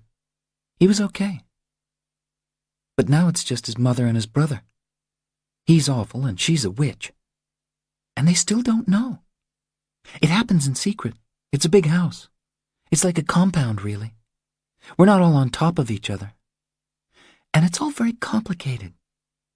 He's way too stubborn and proud to ever agree with them he's made a mistake. So the more they're down on me, the more he pretends he loves me. He misleads them. He buys me things. He bought me this ring. She held up her hand, bent delicately at the wrist, showing off the platinum band with the big diamond. It looked like a hell of a thing. Reacher had never bought a diamond ring. He had no idea what they cost. A lot, he guessed. He bought me horses, she said. They knew I wanted horses, and he bought them for me, so he could look good in front of them. But really to explain away the bruises. It was his stroke of genius, a permanent excuse. He makes me say I've fallen off. They know I'm still just learning to ride, and that explains a lot in rodeo country. Bruises and broken bones. They take it for granted. He's broken your bones? She nodded and started touching parts of her body, twisting and turning in the confines of the tight booth, silently recounting her injuries, hesitating slightly now and then like she couldn't recall them all. My ribs, first of all, I guess, she said. He kicks me when I'm on the floor. He does that a lot when he's mad. My left arm, by twisting it. My collarbone. My jaw. I've had 3 teeth reimplanted. He stared at her. She shrugged. The emergency room people think I'm the worst rider in the history of the West. They believe it? Maybe they just choose to. And his mother and brother? Likewise, she said. Obviously, I'm not going to get the benefit of the doubt. Why the hell did you stick around? Why didn't you just get out the very first time? She sighed and she closed her eyes and she turned her head away. Spread her hands on the table, palms down, and then turned them over, palms up. I can't explain it, she whispered. Nobody can ever explain it. You have to know what it's like. I had no confidence in myself. I had a newborn baby and no money, not a dime. I had no friends. I was watched all the time. I couldn't even make a call in private. He said nothing. She opened her eyes and looked straight at him. "And worst of all, I had nowhere to go," she said. "Home?" he asked. She shook her head. "I never even thought about it," she said. "Taking the beatings was better than trying to crawl back to my family with a white blonde baby in my arms." He said nothing. "And the first time you pass up the chance, you've had it," she said. "That's how it is. It just gets worse. Whenever I thought about it, I still had no money. I still had a baby. Then she was a 1-year-old, then a 2-year-old, then a 3-year-old. The time is never right. If you stay that first time, you're trapped forever. And I stayed that first time. I wish I hadn't, but I did." He said nothing. She looked at him, appealing for something. "You have to take it on faith," she said. "You don't know how it is. You're a man. You're big and strong. Somebody hits you, you hit him back. You're on your own. You don't like someplace, you move on. It's different for me. Even if you can't understand it, you have to believe it." He said nothing. "I could have gone if I'd left Ellie," she said. "Sloop told me if I left the baby with him, he'd pay my fare any place I wanted to go, first class. He said he'd call a limo all the way from Dallas, right there and then, to take me straight to the airport." He said nothing. "But I wouldn't do that," she said quietly. "I mean, how could I? So Sloop makes out this is my choice. Like I'm agreeing to it. Like I want it. So he keeps on hitting me. Punching me, kicking me, slapping me, humiliating me sexually. Every day, even if he isn't mad at me. And if he is mad at me, he just goes crazy." There was silence. Just the rush of air from the cooling vents in the diner's ceiling. Vague noise from the kitchens. Carmen Greer's low breathing. The clink of fracturing ice in her abandoned glass. He looked across the table at her, tracing his gaze over her hands, her arms, her neck, her face. The neckline of her dress had shifted left, and he could see a thickened knot on her collarbone. A healed break, no doubt about it. But she was sitting absolutely straight, with her head up and her eyes defiant, and her posture was telling him something. "He hits you every day?" he asked. She closed her eyes. "Well, most every day. Not literally, I guess, but 3-4 times in a week, usually. Sometimes more. It feels like every day." He was quiet for a long moment, staring straight at her. Then he shook his head. "You're making it up," he said. The watchers stayed resolutely on station, even though there was nothing much to watch. The red house baked under the sun and stayed quiet. The maid came out and fetched a car and drove away in a cloud of dust, presumably to the market. There was some horse activity around the barn. A couple of listless ranch hands walked the animals out and around, brushed them down, put them back inside. There was a bunkhouse way back beyond the barn. Same architecture, same blood-red siding. It looked mostly empty, because the barn was mostly empty. Maybe 5 horses in total. One of them, the pony for the kid, mostly just resting in their stalls because of the terrible heat. The maid came back and carried packages into the kitchen. The boy made a note of it in his book. The dust from her wheels floated slowly back to earth, and the men with the telescopes watched it, with their tractor caps reversed to keep the sun off their necks. "You're lying to me," Reacher said. Carmen turned away to the window. Red spots the size of quarters crept high into her cheeks. Anger, he thought. Or embarrassment, maybe. "Why do you say that?" she asked quietly. "Physical evidence," he said. "You've got no bruising visible anywhere. Your skin is clear. Light makeup. Too light to be hiding anything. It's certainly not hiding the fact you're blushing like crazy. You look like you just stepped out of the beauty parlor. And you're moving easily. You skipped across that parking lot like a ballerina. So you're not hurting any place. You're not stiff and sore. If he's hitting you most every day, he must be doing it with a feather." She was quiet for a beat. Then she nodded. "There's more to tell you," she said. He looked away. "The crucial part," she said. "The main point." "Why should I listen?" She took another drinking straw and unwrapped it, flattened the paper tube that had covered it, and began rolling it into a tight spiral between her finger and thumb. "I'm sorry," she said, "but I had to get your attention." Reacher turned his head and looked out of the window, too. The sun was moving the bar of shadow across the Cadillac's hood like the finger on a clock. His attention? He recalled opening his motel room door that morning. A brand new day, ready and waiting to be filled with whatever came his way. He recalled the reflection of the cop in the mirror and the sticky whisper of the Cadillac's tires on the hot pavement as they slowed alongside him. "Okay. You got my attention," he said, looking out at the car. "It happened for 5 whole years," she said. "Exactly like I told you, I promise. Most every day. But then it stopped, 1.5 years ago. But I had to tell it to you backward because I needed you to listen to me." He said nothing. "This isn't easy," she said, "telling this stuff to a stranger." He turned back to face her. "It isn't easy listening to it."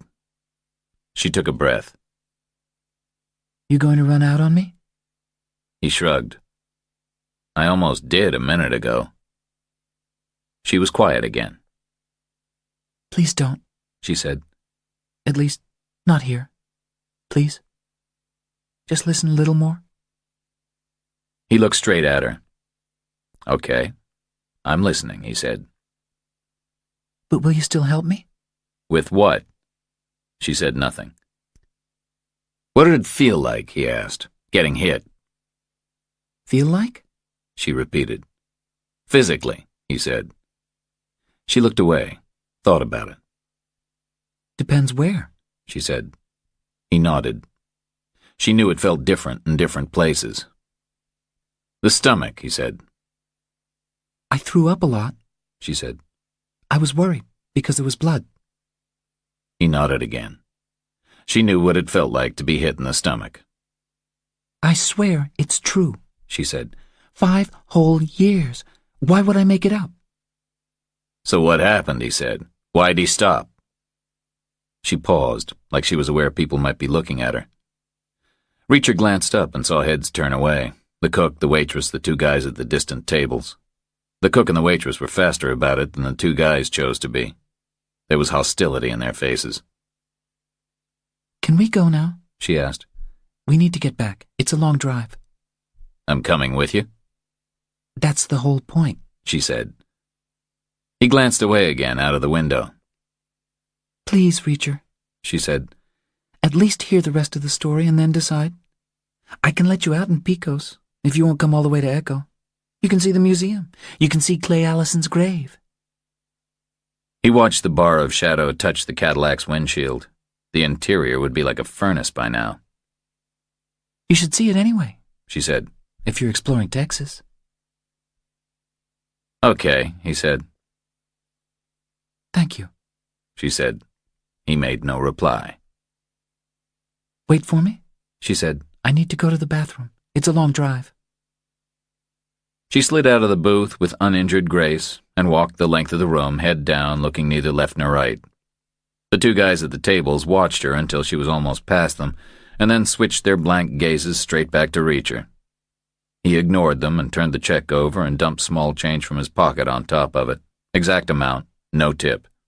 He figured a waitress who didn't talk didn't want one. He slid out of the booth and walked to the door. The 2 guys watched him all the way. He stood in front of the glass and looked out beyond the parking lot. Watched the flat land bake under the sun for a minute or 2 until he heard her footsteps behind him. Her hair was combed and she'd done something with her lipstick. "I guess I'll use the bathroom too," he said. She glanced right, halfway between the 2 guys. "Wait until I'm in the car," she said. "I don't want to be left alone in here. I shouldn't have come in here in the first place." She pushed out through the doors, and he watched her to the car.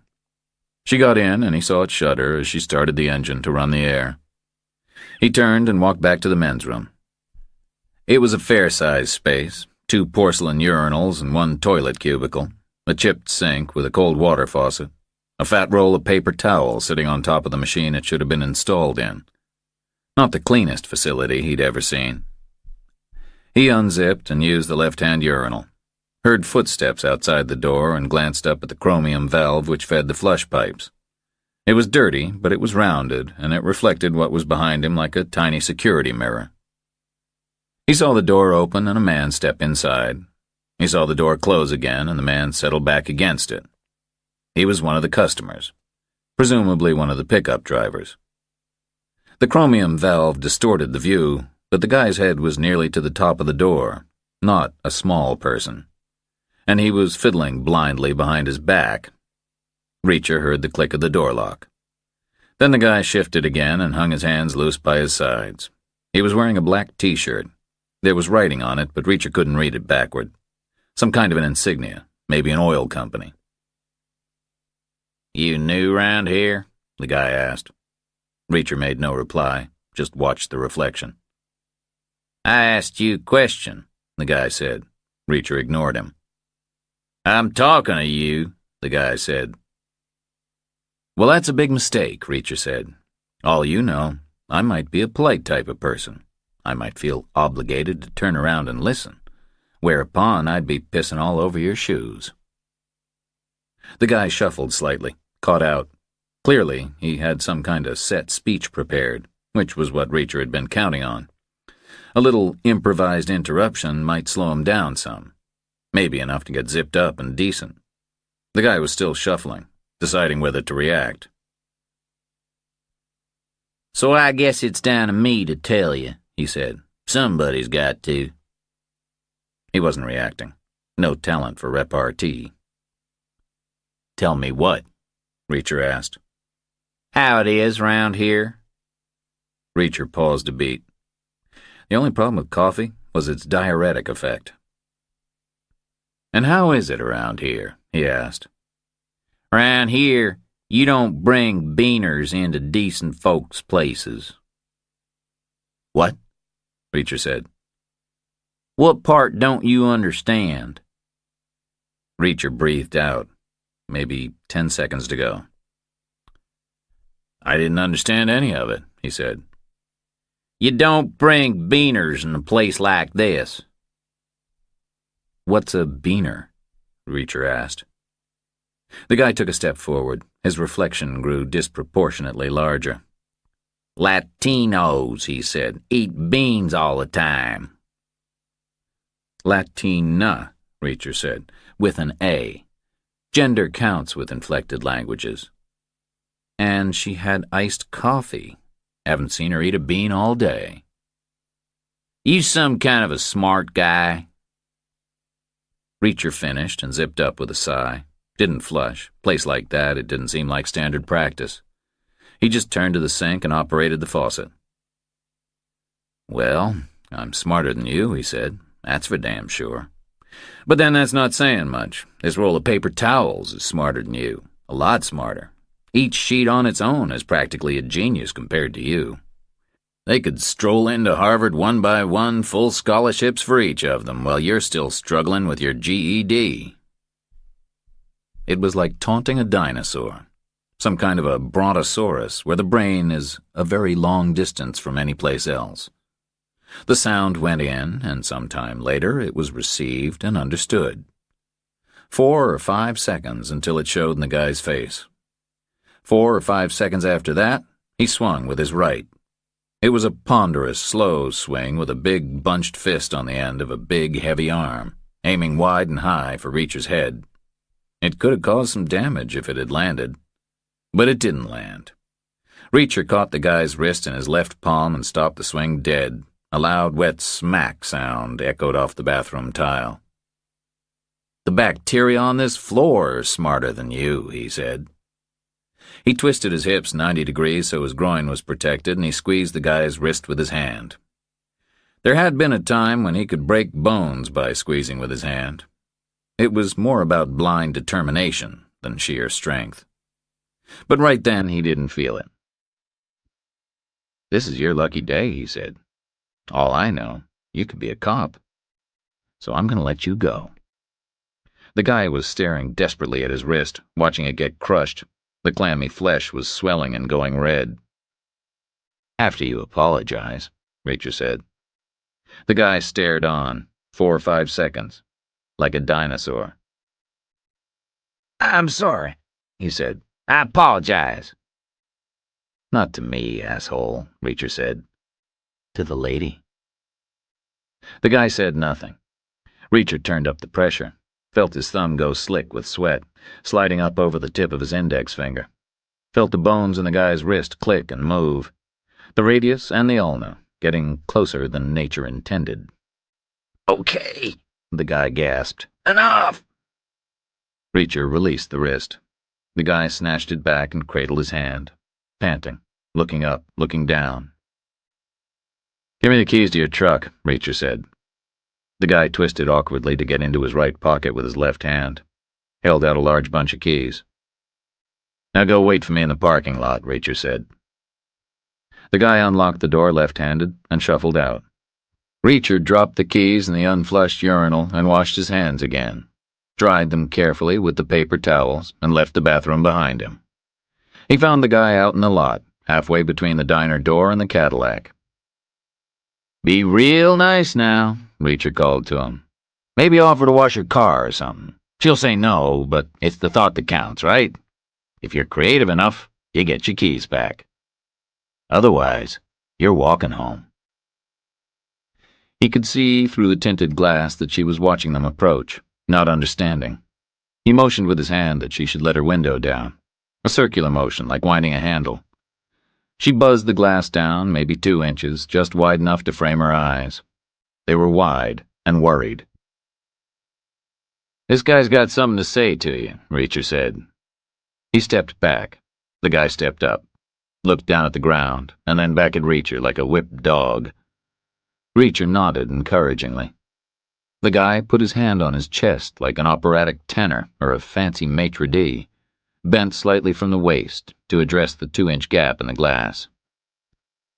"Ma'am," he said, "just wanted to say we'd all be real pleased if y'all'd come back real soon, and would you like me to wash your car, seeing as you're here right now?"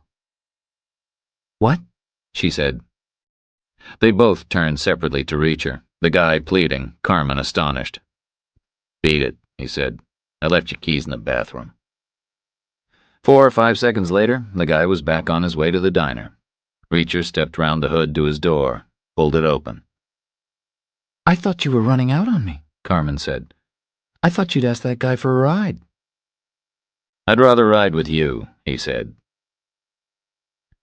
The Crown Victoria drove south to a lonely crossroads hamlet. There was an old diner on the right and a vacant lot on the left, a melted stop line on the road. Then a decrepit gas station, and opposite it, a one-room schoolhouse. Dust and heat shimmer everywhere. The big car slowed and crawled through the junction at walking pace. It rolled past the school gate, and then suddenly picked up speed and drove away. Little Ellie Greer watched it go. She was in a wooden chair at the schoolroom window, halfway through raising the lid of her big blue lunchbox. She heard the brief shriek of rubber as the car accelerated. She turned her head and stared after it. She was a serious, earnest child, much given to silent observation.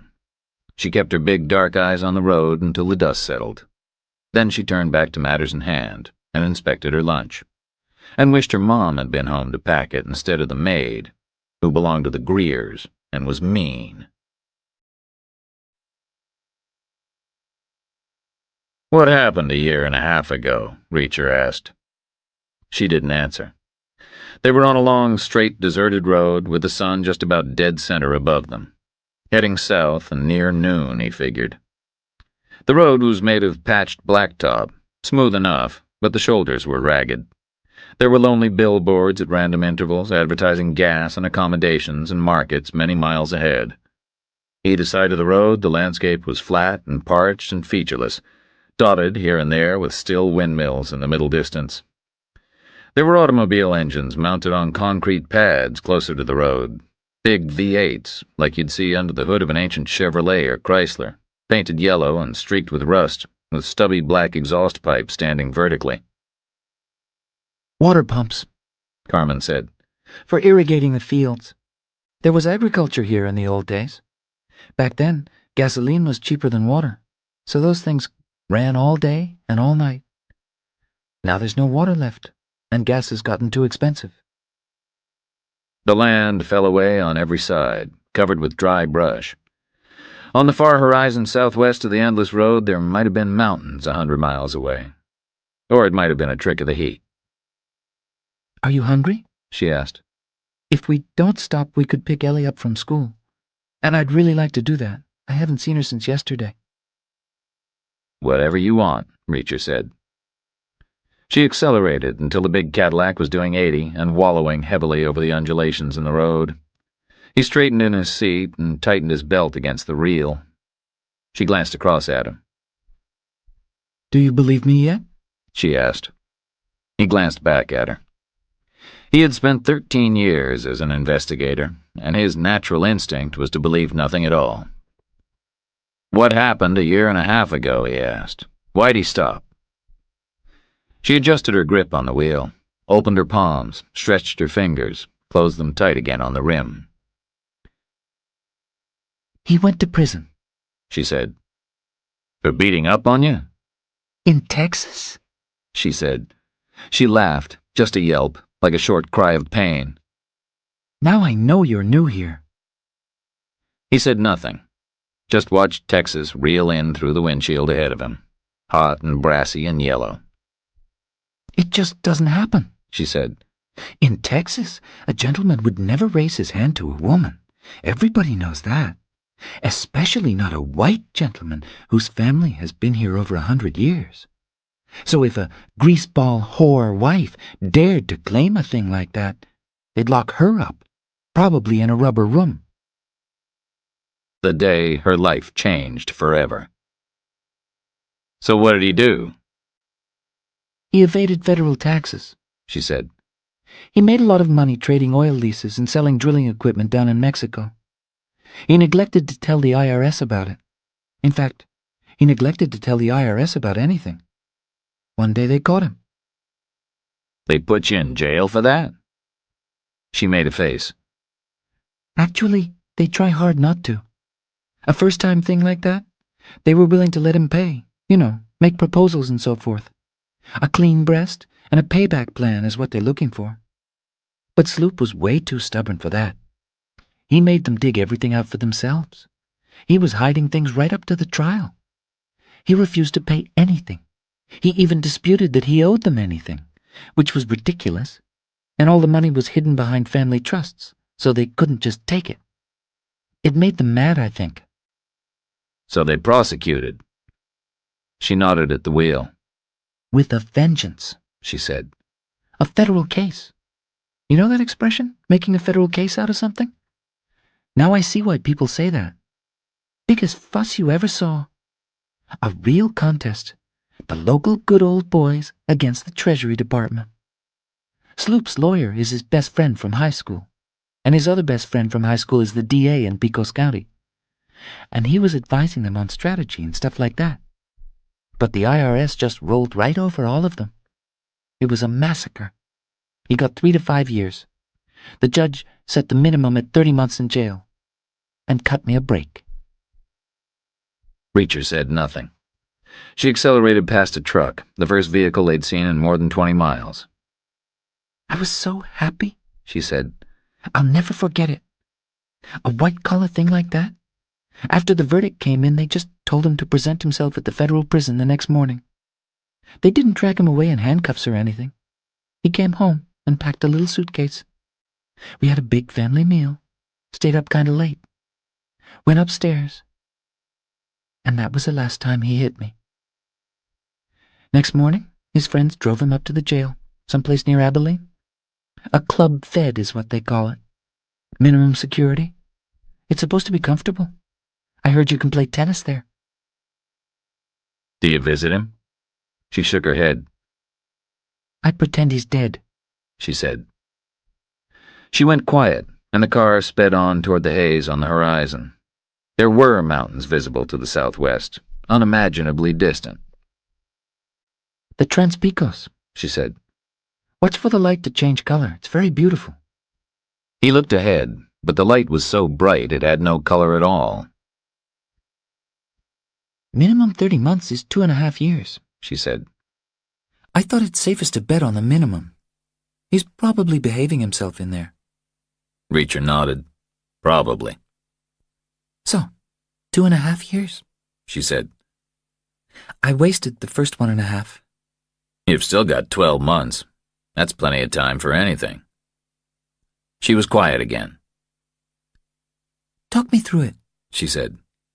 "We have to agree on what needs to be done. That's important. That way, you're seeing it exactly the same way I am." He said nothing. "Help me," she said, "please.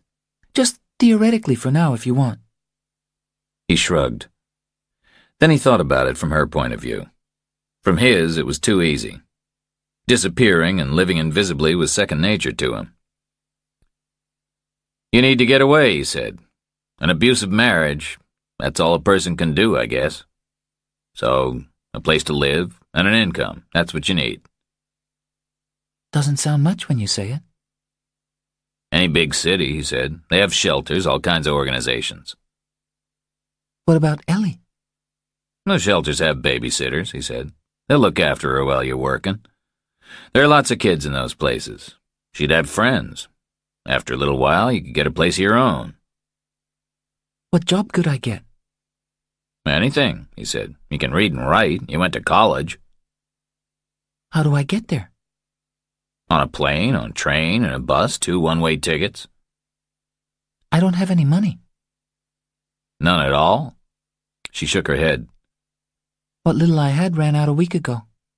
He looked away. What? She said. You dress pretty sharp for a person with no money. Mail order, she said. I have to get approval from Sloop's lawyer. He signs the checks, so I've got clothes. But what I haven't got is cash. You could sell the diamond. I tried to, she said. It's a fake.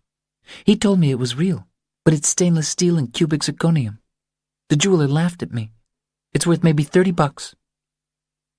He paused a beat. There must be money in the house, he said. You could steal some. She went quiet again, another fast mile south. Then I'm a double fugitive, she said. You're forgetting about Ellie's legal status. And that's the whole problem. Always has been. Because she's Sloop's child, too. If I transport her across the state line without his consent, then I'm a kidnapper. They'll put her picture on milk cartons, and they'll find me, and they'll take her away from me, and I'll go to jail. They're very strict about it. Taking children out of a failed marriage is the #1 reason for kidnapping today. The lawyers all warn me. They all say I need Sloop's agreement. And I'm not going to get it, am I? How can I even go up there and ask him if he'd consent to me disappearing forever with his baby? Someplace he'll never find either of us. So don't cross the state line. Stay in Texas. Go to Dallas. I'm not staying in Texas, she said. She said it with finality. Reacher said nothing back. It's not easy, she said. His mother watches me on his behalf. That's why I didn't go ahead and sell the ring, even though I could have used the $30. She'd notice, and it would put her on her guard. She'd know what I'm planning. She's smart. So if one day money is missing and Ellie is missing, I might get a few hours' start before she calls the sheriff and the sheriff calls the FBI. But a few hours isn't too much help, because Texas is real big and buses are real slow. I wouldn't make it out. Gotta be some way, he said. She glanced back at her briefcase on the rear seat, the legal paperwork. There are lots of ways, she said. Procedures, provisions, wards of the court, all kinds of things. But lawyers are slow and very expensive, and I don't have any money. There are pro bono people who do it for free, but they're always very busy. It's a mess. A big, complicated mess. I guess it is, he said. But it should be possible in a year, she said. A year's a long time, right? So? So I need you to forgive me for wasting the first year and a half. I need you to understand why. It was all so daunting. I kept putting it off. I was safe. I said to myself, plenty of time to go. You just agreed 12 months is plenty of time for anything. So even if I was starting from cold, right now, I could be excused for that, right? Nobody could say I'd left it too late, could they? There was a polite beep from somewhere deep inside the dashboard. A little orange light started flashing in the stylized shape of a gas pump right next to the speedometer. Low fuel, she said. There's Exxon up ahead, he said. I saw a billboard, maybe 15 miles. I need mobile, she said. There's a card for mobile in the glove box. I don't have any way of paying it, Exxon. You don't even have money for gas? She shook her head. I ran out. Now I'm charging it all to my mother-in-law's mobile account. She won't get the bill for a month. She steered one-handed and groped behind her for her pocketbook, dragged it forward and dumped it on his lap. Check it out, she said. He sat there with the bag on his knees. I can't be poking through a lady's pocketbook, he said. I want you to, she said. I need you to understand. He paused a beat and snapped it open, and a soft aroma came up at him. Perfume and makeup. There was a hairbrush, tangled with long black hairs, a nail clipper, and a thin wallet. Check it out, she said again. There was a worn dollar bill in the money section. That was all. A solitary buck. No credit cards. A Texas driver's license with a startled picture of her on it. There was a plastic window with a photograph of a little girl behind it. She was slightly chubby with perfect pink skin, shiny blonde hair and bright, lively eyes, a radiant smile filled with tiny square teeth. Ellie, she said. She's very cute. She is, isn't she? Where'd you sleep last night? In the car, she said. Motels are $40. Mine was nearer 20, he said. She shrugged. Anything over $1, I haven't got it, she said. So it's the car for me. It's comfortable enough. Then I wait for the breakfast rush and wash up in some diner's restroom when they're too busy to notice. What about eating? I don't eat. She was slowing down, maybe trying to preserve the rest of her gas. I'll pay for it, Reacher said. You're giving me a ride. There was another billboard on the right shoulder. Exxon, 10 miles. Okay, she said. I'll let you pay. But only so I can get back to Ellie. She accelerated again, confident the tank would last 10 miles. Less than a gallon, Reacher figured, even with a big old engine like that, even driving fast. He sat back and watched the horizon reel in. Then he suddenly realized what he should do. Stop the car, he said. Why? Just do it, okay? She glanced at him, puzzled, but she pulled over on the ragged shoulder, left it with 2 wheels on the blacktop, the engine running, the air blasting. Now wait, he said. They waited in the cold until the truck she had passed came through. Now sit still, he said. He unclipped his seatbelt and squinted down and tore the pocket off his shirt. Cheap material, weak stitching, it came away with no trouble at all. What are you wearing? He asked. What? What are you doing? Tell me exactly what you're wearing. She blushed, fidgeted nervously. This dress, she said. And underwear, and shoes. Show me your shoes. She paused a second, and then leaned down and worked her shoes off, passed them across to him one at a time. He checked them carefully. Nothing in them. He passed them back. Then he leaned forward and unbuttoned his shirt, took it off, passed it to her. I'm getting out now, he said. I'm going to turn my back. Take all your clothes off and put the shirt on. Leave your clothes on the seat and then get out too. Why? You want me to help you, just do it. All of them, okay? He got out of the car and walked away. Turned around and stared down the road back the way they had come. It was very hot. He could feel the sun burning the skin on his shoulders. Then he heard the car door open. He turned back and saw her climbing out, barefoot, wearing his shirt. It was huge on her. She was hopping from foot to foot because the road was burning her feet. You can keep your shoes, he called. She leaned in and picked them up and put them on. "Now walk away and wait," he called. She paused again and then moved 10 feet away. He stepped back to the car. Her clothes were neatly folded on her seat. He ignored them. Reached back and searched her pocketbook again, and then the briefcase. Nothing there.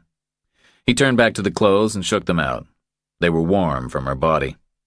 The dress, a bra, underpants, nothing hidden in them. He laid them on the roof of the car and searched the rest of it. It took him 20 minutes. He covered it completely. Under the hood, the whole of the interior, under the carpets and the seats, under the seats, in the trunk, under the fenders, everywhere. He found nothing at all, and he was absolutely prepared to bet his life no civilian could conceal anything from him in an automobile. "Okay," he called. "Get dressed now, same routine." He waited with his back turned until he heard her behind him. She was holding his shirt. He took it from her and put it back on. "What was that about?" she asked. "Now I'll help you," he said, "because now I believe you." "Why?" "Because you really don't have any money," he said. "No credit cards either. Not in your wallet and not hidden anyplace else. And nobody travels 300 miles from home, not overnight, with absolutely no money. Not unless they got some real big problems. And a person with real big problems deserves some kind of help." She said nothing, just ducked her head slightly, like she was accepting a compliment, or offering one. They climbed back in the car and shut the doors. Sat for a minute in the cool air, and then she maneuvered back onto the road again. "So, you got a year," he said. "That's plenty of time. A year from now, you could be 1,000,000 miles away. New start, new life. Is that what you want me for? To help you get away?" She said nothing for a couple of minutes, a couple of miles. The road rolled down a slight hill and then up again. There were buildings in the far distance, on the next crest. Probably the gas station. Maybe a tow truck operation next to it. "Right now, just agree with me," she said. "A year is enough? So it's okay to have waited?" "Sure," he said. "A year's enough. It's okay to have waited." She said nothing more, just drove straight ahead for the gas station like her life depended on it. The first establishment was a junkyard. There was a long, low shed made out of corrugated tin, with the front wall all covered with old hubcaps. Behind it was an acre of wrecked cars. They were piled 5 or 6 deep, with the older models at the bottom, like geological strata. Beyond the low shed was the turn for the gas station. It was old enough to have pumps with pointers instead of figures, and 4 public restrooms instead of 2. Old enough that a taciturn guy came out into the heat and filled your car for you. The Cadillac took more than 20 gallons, which cost Reacher the price of a motel room. He passed the bills through his window and waved away $1 and change. He figured the guy should have it. The outside temperature reading on the dash showed 111 degrees. No wonder the guy didn't talk. Then he found himself wondering whether it was because the guy didn't like to see a beaner driving a white man around in a Cadillac. "Gracias, señor," Carmen said. "Thank you." "Pleasure," he said. "De nada, señorita." "You speak Spanish?" "Not really," he said. "I served all over, so I can say a few words in a lot of languages, but that's all. Except French. I speak French pretty well. My mother was French." "From Louisiana or Canada?"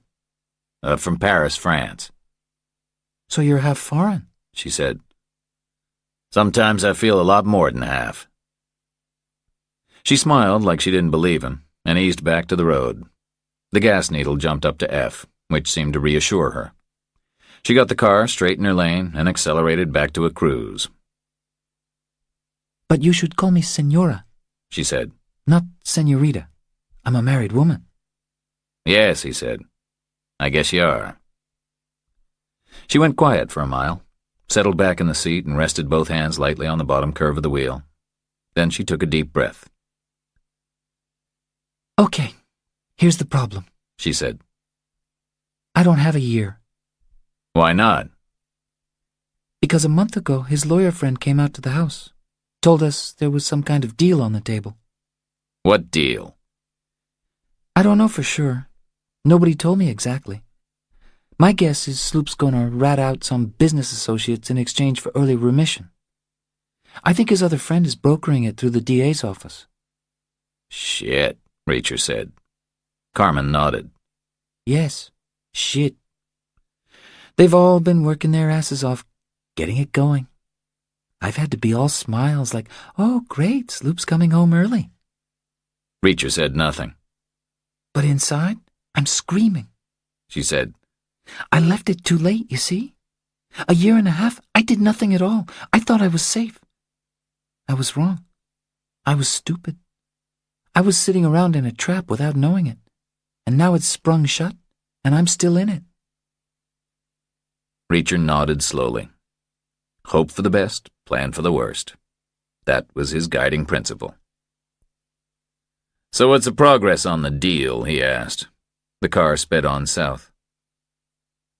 It's done, she said in a small voice. So when does he get out? Today's Friday, she said. I don't think they can do it at the weekend, so it'll be Monday, I expect. A couple of days is all. I see, Reacher said. So I'm scared, she said. He's coming home. I see, Reacher said again. Do you? She asked. He said nothing. Monday night, she said. He's going to start it all up again. It's going to be worse than ever. Maybe he's changed, Reacher said. Prison can change people. It was a useless thing to say. He could see it in her face. And in his experience, prison didn't change people for the better. No, it's going to be worse than ever, she said. I know it. I know it for sure. I'm in big trouble, Reacher. I can promise you that. Something in her voice. Why? She moved her hands on the wheel, closed her eyes tight, even though she was doing 70 miles an hour. Because it was me who told the IRS about him, she said. The Crown Victoria drove south and then west and then looped back north in a giant sweeping curve. It detoured over near the highway so it could fill up with gas at a self-service pump in a busy station. The driver used a stolen Amex card in the slot and then wiped his prints off it and dropped it in the trash next to the pump, with the empty oil bottles and the soda cans and the used paper towels covered with windshield dirt. The woman busied herself with a map and selected their next destination, kept her finger on the spot until the driver got back in and squirmed round to take a look at it. Now? He asked. Just to check it out, she replied. For later. It seemed like such a good plan, Carmen said. It seemed foolproof. I knew how stubborn he was and how greedy he was, so I knew he wouldn't cooperate with them. So I knew he would go to jail, at least for a little while. Even if by some chance he didn't, I thought it might preoccupy him for a spell. And I thought it might shake some money loose for me, you know, when he was hiding it all. And it worked real well, apart from the money. But that seemed like such a small thing at the time. How did you do it? I just called them. They're in the book. They have a whole section to take information from spouses.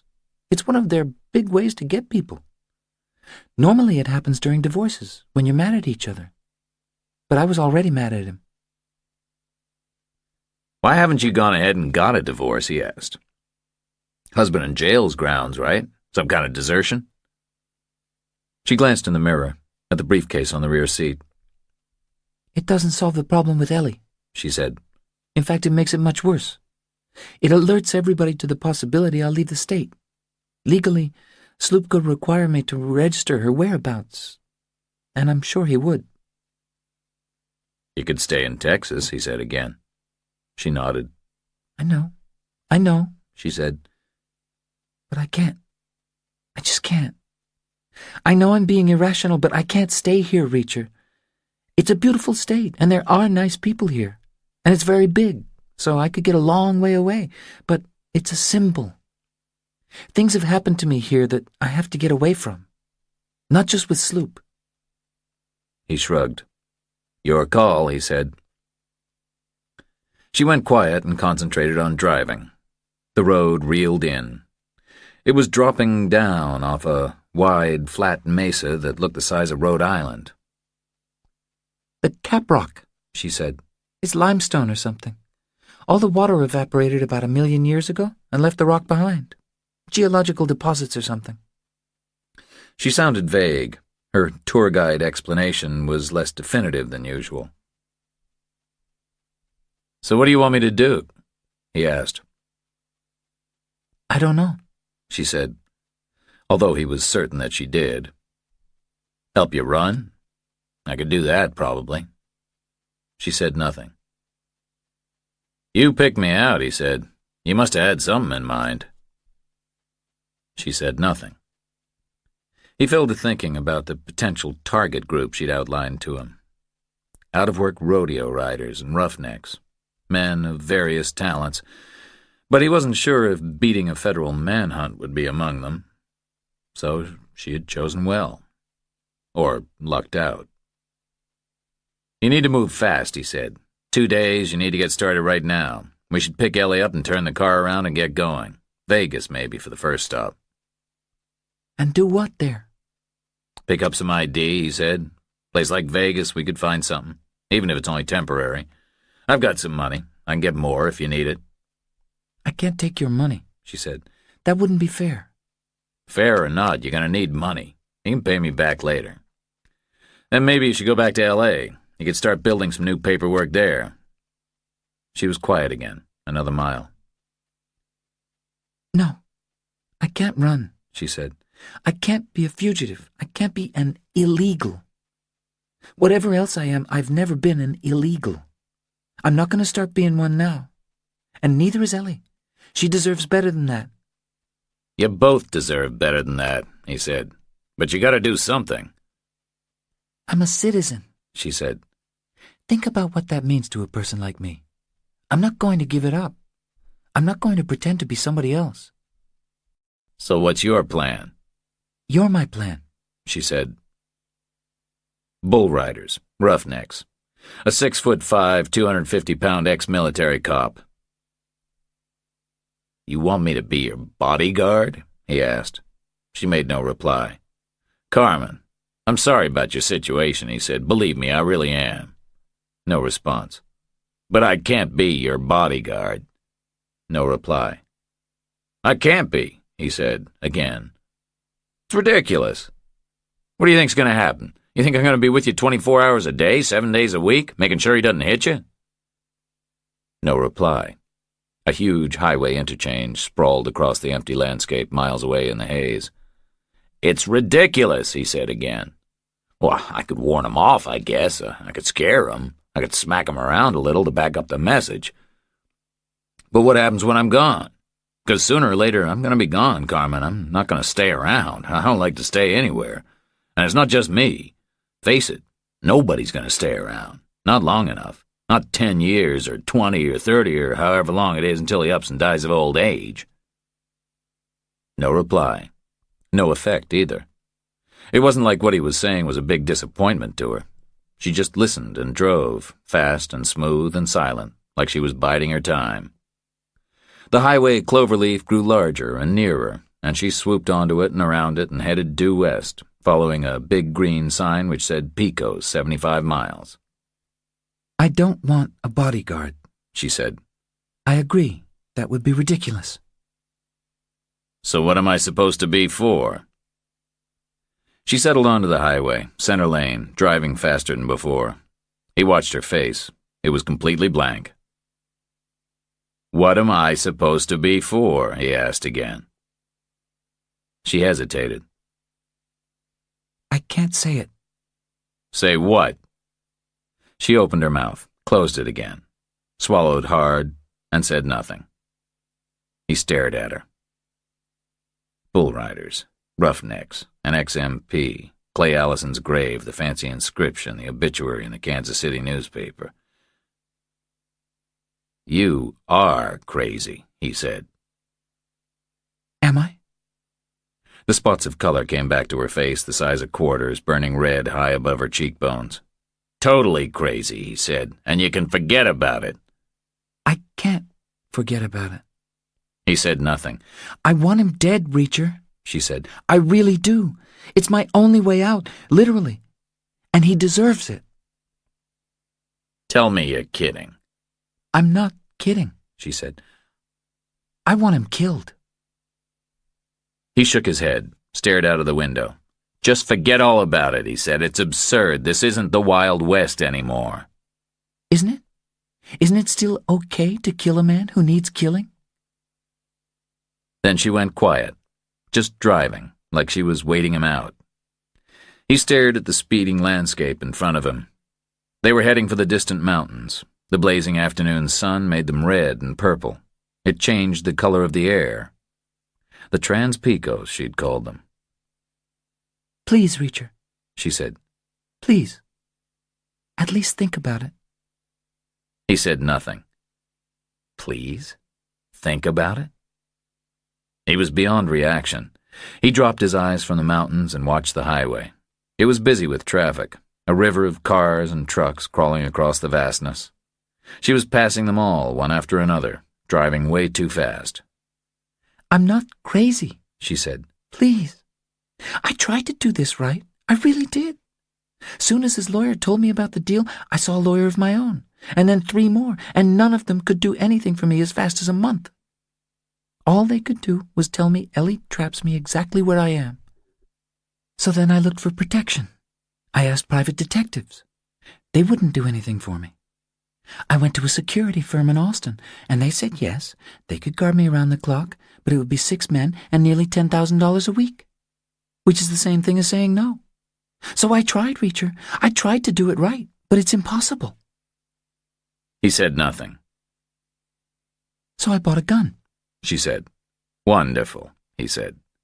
And bullets, she said. It took all the cash I had. You picked the wrong guy, he said. But why? You've killed people before, in the army. You told me that. This is different. How? This would be murder. Cold-blooded murder. It would be an assassination. No, it would be just the same, just like the army. He shook his head. Carmen, it wouldn't be the same. Don't you take an oath or something to protect people? It's not the same, he said again. She passed an 18-wheeler bound for the coast, and the Cadillac rocked and shimmied through the superheated, turbulent air. Slow down, he said. She shook her head. I can't slow down. I want to see Ellie. He touched the dashboard in front of him, steadying himself. The freezing air from the vents blasted against his chest. Don't worry, she said. I'm not going to crash. Ellie needs me. If it wasn't for Ellie, I'd have crashed a long time ago, believe me. But she eased off a little anyway. The big rig crept back alongside. I know this is a difficult conversation, she said. You think? But you have to look at it from my point of view. Please, Reacher. I've been through it 1,000,000 times. I've thought it through. I've been from A to B to C to D all the way to Z. Then again, and again, and again. I've examined all the options. So this is all logical to me. And this is the only way. I know that. But it's hard to talk about because it's new to you. You haven't thought about it before. It comes out of the blue. So I sound crazy and cold-blooded to you. I know that. I appreciate that. But I'm not crazy or cold-blooded. It's just that I've had the time to reach the conclusion and you haven't. And this is the only conclusion. I promise you. I'm not killing a guy I never saw before. He hits me, Reacher, Carmen said. He beats me, badly, punches me, kicks me, hurts me. He enjoys it. He laughs while he does it. I live in fear all the time. So go to the cops. The cop. There's only one. And he wouldn't believe me. And even if he did, he wouldn't do anything about it. They're all big buddies. You don't know how it is here. Reacher said nothing. He's coming home, she said. Can you imagine What he's going to do to me? He said nothing. I'm trapped, Reacher. I'm boxed in because of Ellie. Do you see that? He said nothing. Why won't you help me? Is it the money? Is it because I can't pay you? He said nothing. I'm desperate, She said, You're my only chance. I'm begging you. Why won't you do it? Is it because I'm Mexican? He said nothing. It's because I'm just a greaseball, right? A beaner? You'd do it for a white woman like your girlfriend? I bet she's a white woman, probably a blonde, right? Yes, she's a blonde, he said. Some guy was beating up on her, you'd kill him. Yes, I would, he thought. And she ran off to Europe without you. Didn't want you to go with her. But you do it for her and you won't do it for me. It's not the same, he said for the third time. I know, she said, because I'm just beaner trash. I'm not worth it. He said nothing. What's her name? She asked. Your girlfriend. Jody, he said. Okay. Imagine Jody over there in Europe. She's trapped in some bad situation, getting beat up every day by some maniac sadist. She tells you about it, bares her soul, every horrible, humiliating detail. What are you going to do? Kill him, he thought. She nodded like she could read his mind. But you won't do that for me. You'd do it for the gringa, but not for me. He paused a beat with his mouth halfway open. It was true. He would do it for Jody Garber, but he wouldn't do it for Carmen Greer. Why not? Because it comes in a rush. You can't force it. It's a hot-blooded thing, like a drug in your veins, and you go with it. If it's not there, you can't go with it. Simple as that. He'd gone with it before in his life, many times. People mess with him, they get what they get. They mess with Jody. That's the same thing as messing with him. Because Jody was him. Or at least she used to be. In a way that Carmen wasn't. And never would be. So it just wasn't there. It's not about gringas or Latinas, he said quietly. She said nothing. Please, Carmen, he said. You need to understand that. So what is it about? It's about I know her and I don't know you. And that makes a difference? Of course it does. Then get to know me, she said. We've got 2 days. You're about to meet my daughter. Get to know us. He said nothing. She drove on. Pico's 55 miles. You were a policeman, she said. You should want to help people. Or are you scared? Is that it? Are you a coward? He said nothing. You could do it, she said. You've done it before. So you know how. You could do it and get clean away. You could dump his body where nobody would find it, out in the desert. Nobody would ever know. It wouldn't come back on you, if you were careful. You'd never get caught. You're smart enough. He said nothing. Are you smart enough? Do you know how? Do you? Of course I know how, he said, but I won't do it. Why not? I told you why not, because I'm not an assassin. But I'm desperate, she said. I need you to do this. I'm begging you. I'll do anything if you'll help me. He said nothing. What do you want, Reacher? You want sex? We could do that. Stop the car, he said. Why? Because I've had enough of this.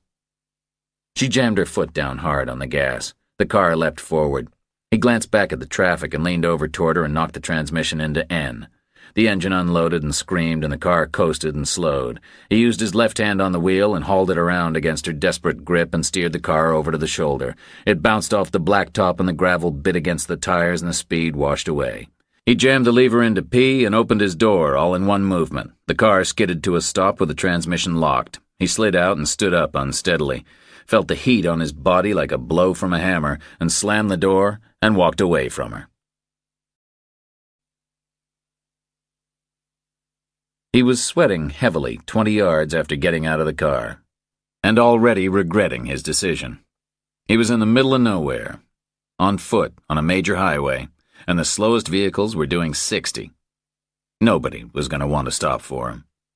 Even if they did want to, give them a little reaction time, give them a little time to check their mirrors, a little braking time. They'd be more than a mile away before they knew it, and then they'd shrug their shoulders and speed up again and keep on going. Dumb place to hitch a ride, they'd think. It was worse than dumb. It was suicidal. The sun was fearsome, and the temperature was easily 112 degrees. The slipstream from the cars was like a hot gale, and the suction from the giant trucks wasn't far from pulling him off his feet. He had no water. He could barely breathe. There was a constant stream of people 5 yards away, but he was as alone as if he was stumbling blind through the desert. If a state trooper didn't come by and arrest him for jaywalking, he could die out there. He turned and saw the Cadillac still sitting inert on the shoulder, but he kept on walking away from it. He made it about 50 yards and stopped, turned to face east and stuck out his thumb. But it was hopeless, like he knew it would be. After 5 minutes, 100 vehicles, the nearest thing he'd gotten to a response was some trucker blasting his air horn, a huge bass sound roaring past him with a whine of stressed tires and a hurricane of dust and grit. He was choking and burning up. He turned again, saw the Cadillac lurch backward and start up the shoulder toward him. Her steering was imprecise. The rear end was all over the place. It was close to slewing out into the traffic. He started walking back to it. It came on to meet him, fishtailing wildly. He started running. He stopped alongside the car as she braked hard. The suspension bounced. She buzzed the passenger window down. "I'm sorry," she said. He didn't hear it in the noise, but he caught the shape of the words. "Get in," she said. His shirt was sticking to his back. He had grit in his eyes. The howl of sound from the road was deafening him. "Get in," she mouthed. "I'm sorry." He got in. It felt exactly the same as the first time. The air roaring, the freezing leather seat, the small, cowed woman at the wheel. "I apologize," she said. "I'm sorry. I said stupid things." He slammed the door. There was sudden silence. He put his hand in the chill stream from the vents. "I didn't mean them," she said. "Whatever," he said back. "Really, I didn't mean them. I'm just so desperate I can't tell right from wrong anymore. And I'm very sorry for the thing about the sex. It was a crass thing to say." Then her voice went small. "It's just that some of the guys I've picked up, I figured that's what it was going to have to be." "You'd have sex with them so they'd kill your husband?" She nodded. "I told you. I'm trapped. And I'm scared. And I'm desperate. And I don't have anything else to offer." He said nothing. "And I've seen movies where that happens," she said. He nodded back. "I've seen those movies too," he said. "They never get away with it." She paused a long moment. "So you're not going to do it?" she said, like a statement of fact. "No, I'm not," he said. She paused again, longer. "Okay. I'll let you out in Picos," she said. "You can't be out there walking. You could die in a heat like this." He paused, too, much longer than she had. Then he shook his head, because he had to be somewhere. When you live on the road, you learn pretty quick that any one place is about as good as any other place. "No, I'll come with you," he said. "I'll hang out a couple of days, because I'm sorry about your situation, Carmen. I really am. Just because I won't walk in and shoot the guy doesn't mean I don't want to help you some other way, if I can. You still want me to, that is." She paused another beat. "Yes, I still want you to," she said. "And I want to meet Ellie. She looks like a great kid from her picture." "She is a great kid." "But I'm not going to murder her father." She said nothing. "Is that completely clear?" he asked. She nodded. "I understand," she said. "I'm sorry I asked." "It's not just me, Carmen," he said. "Nobody'd do it. You were fooling yourself. It wasn't a good plan." She looked small and lost. "I thought nobody could refuse," she said, "if they knew." She turned and watched the traffic coming up behind her, waited for a gap. 6 cars later, she pulled back onto the highway and gunned the motor. Within a minute, she was doing 80 again, passing one car after another. The trucker, who had used his air horn as he left Reacher in the dust, lasted 7 whole minutes before she reeled him in. The Crown Victoria made it to the destination the woman had selected within 80 minutes. It was an inch-wide empty brown stain on the map, and it was a 40-mile-wide empty brown stain in reality. One road ran through it, meandering roughly north and east in the lee of the distant mountains. Hot, lonely, valueless country. But it had all the features she had predicted. It would serve her purposes. She smiled to herself. She had an instinct for terrain. "Okay," she said. "First thing tomorrow. Right here." The big car turned and headed back south. The dust from its tires hung in the air for long minutes and then floated down to the powdery ground. Carmen came off the highway just short of Pecos and speared south on a small county road which led down into total emptiness. Within 5 miles, they could have been on the surface of the moon. "Tell me about Echo," he said. She shrugged. "What's to tell? It's nothing. When they were first mapping Texas 100 years ago, the Census Bureau called a place settled if it had more than 6 people to the square mile, and we still don't qualify. We're still the frontier." "But it's very beautiful," he said. And it was. The road was snaking and diving through endless contours with red rock canyons either side of it, tall and noble to the east, fractured and pierced to the west, where ancient streams had sought the banks of the Rio Grande.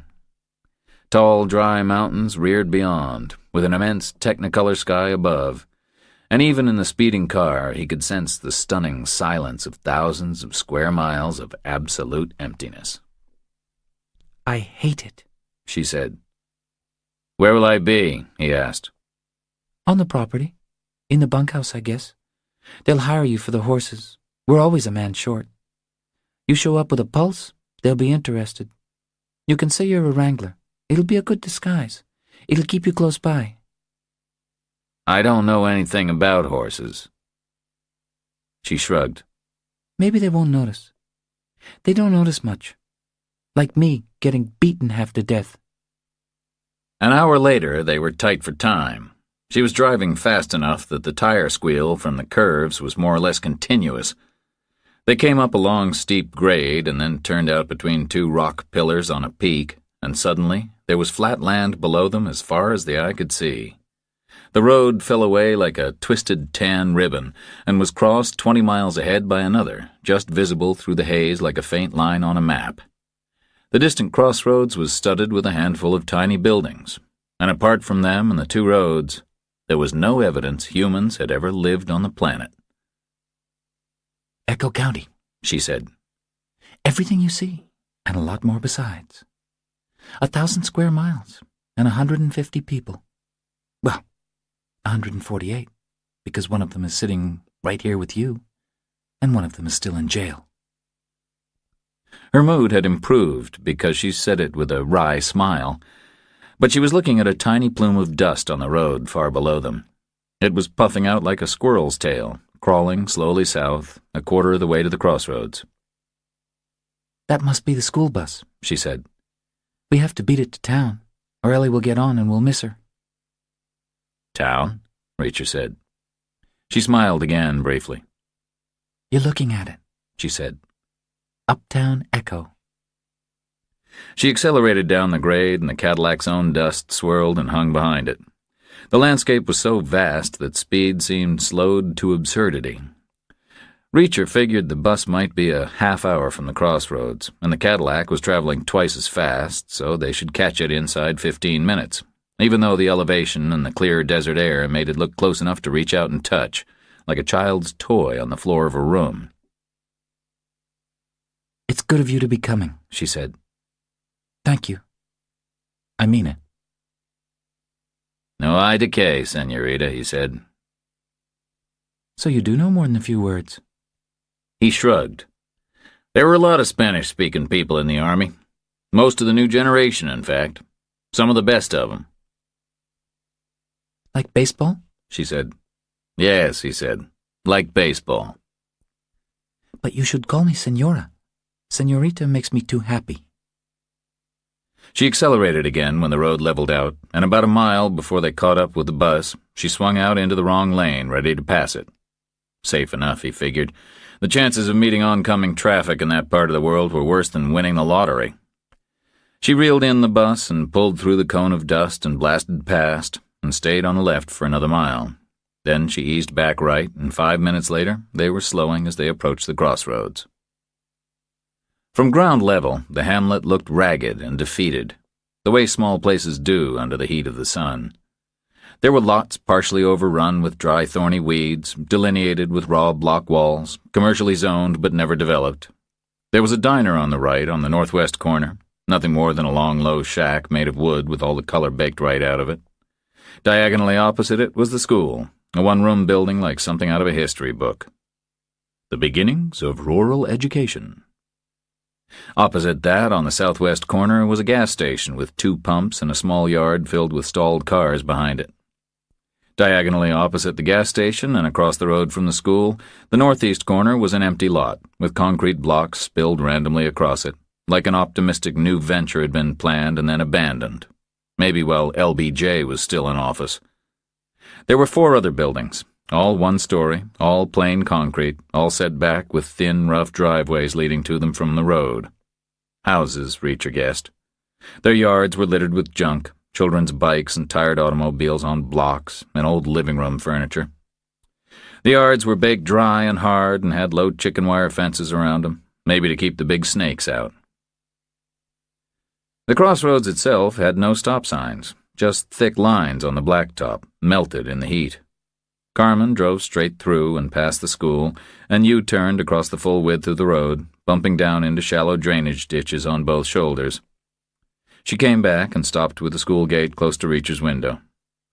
The schoolyard was ringed by a wire hurricane fence like a dog pound, and the gate was an inexact hinged rectangle made of galvanized tubing and faced with the same wire. She stared past him at the school door. The bus came laboring down from the north and stopped on its own side of the road, parallel to the Cadillac, facing the other direction. The schoolhouse door opened and a woman stepped out. She moved slow and looked tired. The teacher, Reacher guessed, ready to end her day. She saw the bus and waved to the children. They spilled out in a long stream, 17 of them, 9 girls and 8 boys, he counted. Ellie Greer was 7th in line. She was wearing a blue dress. She looked damp and hot. He recognized her from the photograph, and by the way Carmen moved beside him. He heard her catch her breath and scrabble for the door handle. She skipped around the hood and met her daughter outside the car on the beaten earth strip that passed for a sidewalk. She scooped her up in a wild hug, spun her round and round. Her little feet windmilled outward, and her blue lunchbox swung and hit her mother on the back. Reacher could see the child laughing, and tears in Carmen's eyes. They came back around the rear of the car, clutched tight together. Carmen opened the door, and Ellie scrambled straight into the driver's seat and stopped dead when she saw him. She went instantly silent, and her eyes went wide. "This is Mr. Reacher," Carmen said. Ellie turned to look at her. "He's my friend," Carmen said. "Say hello to him." Ellie turned back. "Hello," she said. "Hey, Ellie," Reacher said. "School okay?" Ellie paused. "It was okay." "Learn anything?" "How to spell some words." She paused again and then tilted her chin upward a fraction. "Not easy ones," she said. "Ball and fall." Reacher nodded gravely. 4 letters, he said. That's pretty tough. "I bet you can spell them." B-A-L-L, Reacher said. F-A-L-L. Like that, right? "You're grown up," Ellie said, like he had passed a test. "But you know what? The teacher said 4 letters, but there's only 3 because the L comes twice right there at the end." "Well, you're a smart kid," Reacher said. "Now hop in the back and let your mom in out of the heat." She scrambled past his left shoulder, and he caught the smell of elementary school. He had attended maybe 15 different places, most of them in different countries and continents, and they all smelled the same. It was more than 30 years since he'd last been in one, but he still remembered it clearly. "Mom?" Ellie said. Carmen slid in and shut the door. She looked flushed. Heat, sudden exertion, sudden brief happiness. Reacher didn't know. "Mom, it's hot," Ellie said. "We should get ice cream sodas from the diner." Reacher saw Carmen about to smile and agree, and then he saw her glance back at her pocketbook and remember the lone dollar stashed inside it. "From the diner, Mom," Ellie said. "Ice cream sodas. They're best when it's hot, before we go home." Carmen's face fell, and then it fell a little farther when she caught up to the end of Ellie's sentence. Home. Reacher stepped into the silence. "Good idea," he said. "Let's get ice cream sodas. My treat." Carmen glanced across, dependent on him and unhappy about it. But she put the car in drive anyway and pulled back through the crossroads and turned left into the diner's lot. She came around and parked in the shade tight against its north wall, right next to the only other car in the place, a steel blue Crown Victoria, new and shiny. Must be a state trooper's unmarked, or maybe a rental, Reacher thought. The diner was cold inside, chilled by a big old-fashioned air conditioner that vented down through the roof. And it was empty, apart from a group Reacher took to be the Crown Victoria's occupants, a trio of ordinary indoor types at a window, 2 men and a woman. The woman was medium blonde and pleasant-looking. One guy was small and dark, and the other was taller and fair. So the Crown Vic was a rental, not a cop car, and these guys were maybe some kind of a sales team heading between San Antonio and El Paso. Maybe they had heavy samples in the trunk which prevented them from flying. He glanced away and let Ellie lead him toward a booth at the opposite end of the room. "This is the best table," she said. "All the others have torn seats, and they've sewed them up, and the thread is kind of thick, and it can hurt the back of your leg." "I guess you've been in here before," Reacher said. "Of course I have." She giggled like he was crazy. Rows of tiny square teeth flashed at him. "I've been in here lots of times." Then she jumped up and scooted sideways over the vinyl. "Mommy, sit next to me," she said. Carmen smiled. "I'm going to use the restroom first. I'll be right back. You stay here with Mr. Reacher, okay?" The kid nodded gravely, and Mr. Reacher sat himself down opposite her, and they looked at each other quite openly. He wasn't sure what she was seeing, but he was seeing a living version of the photograph from her mother's wallet. Thick, corn-colored hair tied back in a ponytail, incongruous dark eyes wide open and staring at him rather than at the camera's lens, a little snub of a nose, a serious mouth closed in a rather earnest way.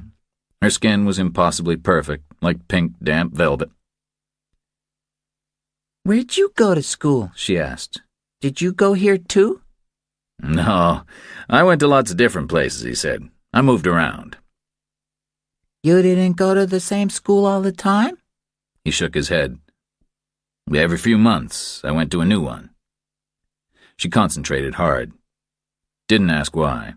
Just examined the proposition for its benefits and drawbacks. "How could you remember where everything was? Like the bathrooms. You might forget who the teacher was. You might call her by the wrong name." He shook his head again. "When you're young, you can remember stuff pretty well. It's when you get old that you start to forget things." "I forget things," she said. "I forgot what my daddy looks like. He's in prison, but I think he's coming home soon." "Yes, I think he is." "Where did you go to school when you were 6.5 like me?" School. The center of her universe. He thought about it. When he was 6.5, the war in Vietnam was still well below its peak, but it was already big enough for his father to be there or thereabouts at the time. So he figured that year would have been split between Guam and Manila.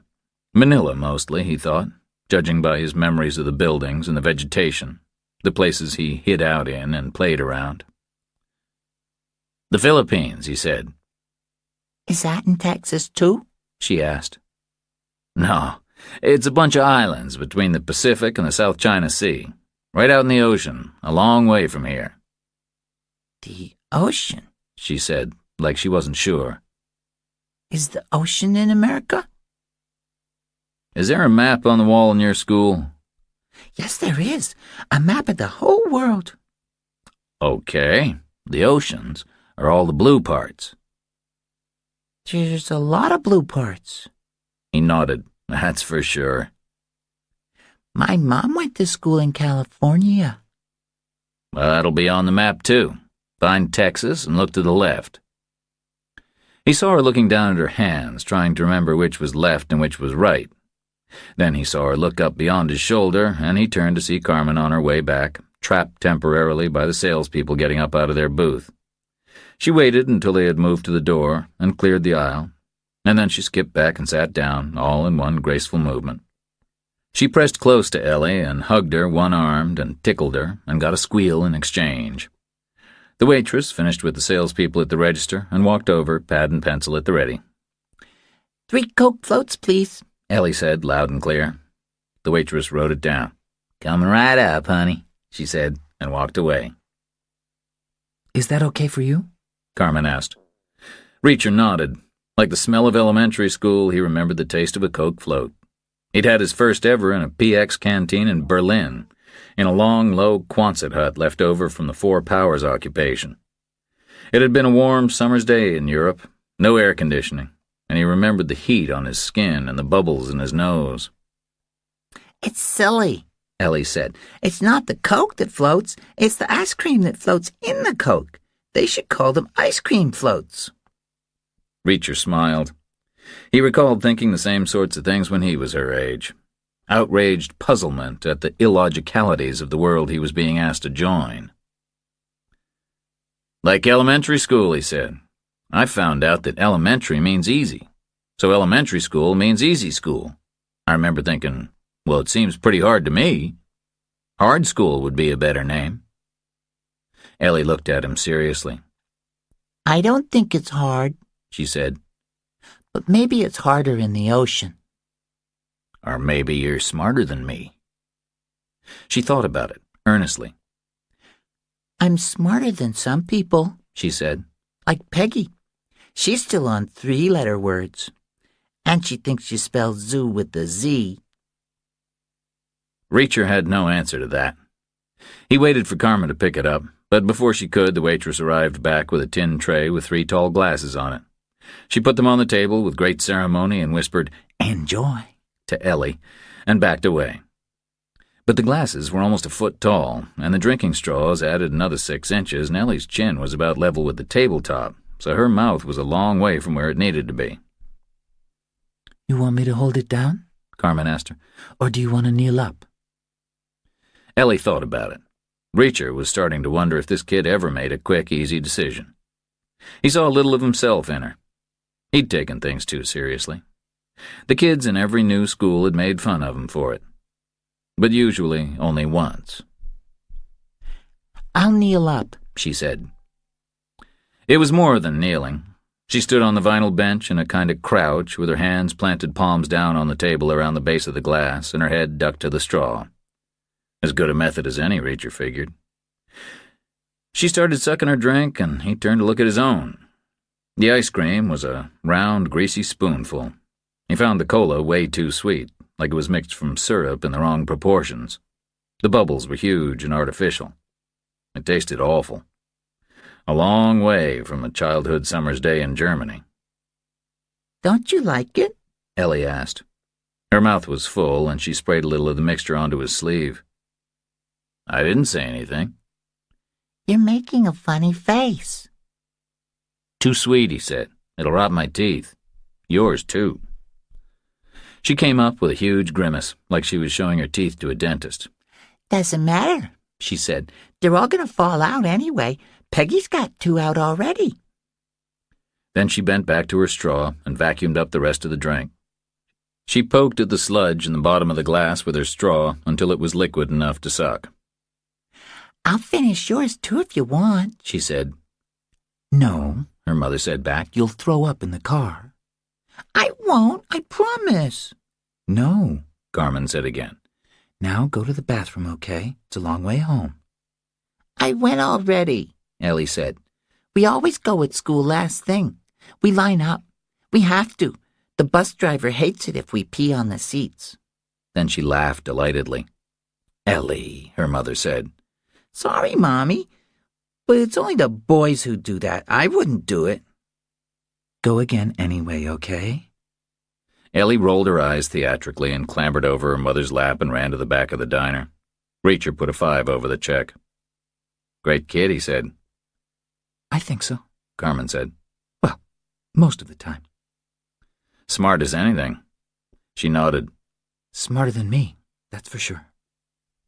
He let that one go, too. Just sat in silence and watched her eyes cloud over. Thanks for the sodas, she said. He shrugged. My pleasure. And a new experience. I don't think I've ever bought a soda for a kid before. So you don't have any of your own, obviously. Never even got close. No nieces or nephews? No little cousins? He shook his head. I was a kid myself, he said. Once upon a time and a long time ago. Apart from what I remember about that, I don't know too much about it. Stick around a day or two, and Ellie will teach you more than you ever wanted to know, as you've probably guessed. Then she looked beyond his shoulder, and he heard Ellie's footsteps behind him. The floor was old, and there were obviously air pockets trapped under the buckled linoleum, because her shoes made hollow slapping sounds.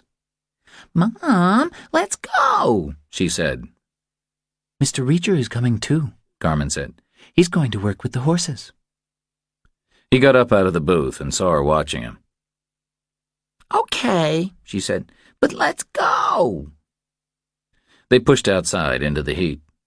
Past the middle of the afternoon, and it was hotter than ever. The Crown Victoria was gone. They walked around to the Cadillac, and Ellie climbed through to the back seat.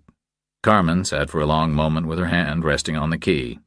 She closed her eyes, then she opened them again and started the engine. She drove back through the crossroads and past the school again, and then more than 60 miles straight south. She went pretty slowly, maybe half the speed she'd used before. Ellie didn't complain. Reacher guessed she thought this was normal. He guessed Carmen never drove very fast on her way home. They didn't pass much. There were power lines looping rhythmically between weather poles on the left shoulder. There were windmills and oil pumps here and there in the distance, some of them working, most of them seized up and still. There were more V8 irrigation rigs on the western side of the road, on the edges of old fields, but they were silent and rusted because the winds had scoured the earth shallow. Some places it was cleaned right back to dry caliche ledges. Nothing much left to irrigate. The eastern side was better. There were whole square miles of mesquite, and sometimes broad patches of decent grassland, running in irregular linear shapes, like there must be water underground. Every 10 or 12 miles there'd be a ranch gate standing isolated by the side of the road. They were simple right-angle shapes, maybe 15 feet wide, maybe 15 feet high, with beaten earth tracks running through them into the distance. Some of them had names on them, made up from strips of wood nailed into the shapes of letters. Some of them had the names formed from iron, worked by hand into fancy script. Some of them had old bleached cattle skulls fixed centrally, with long horns curving outward like vultures' wings.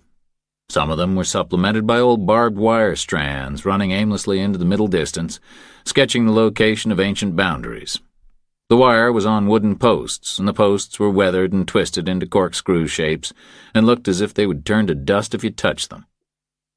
Some of the ranch houses were visible, depending on the contours of the land. Where it was flat, Reacher could see clusters of buildings in the far distance. The houses were 2-story, mostly painted white, crouching among huddles of low barns and sheds. They had windmills out back and satellite dishes, and they looked quiet and stunned in the heat.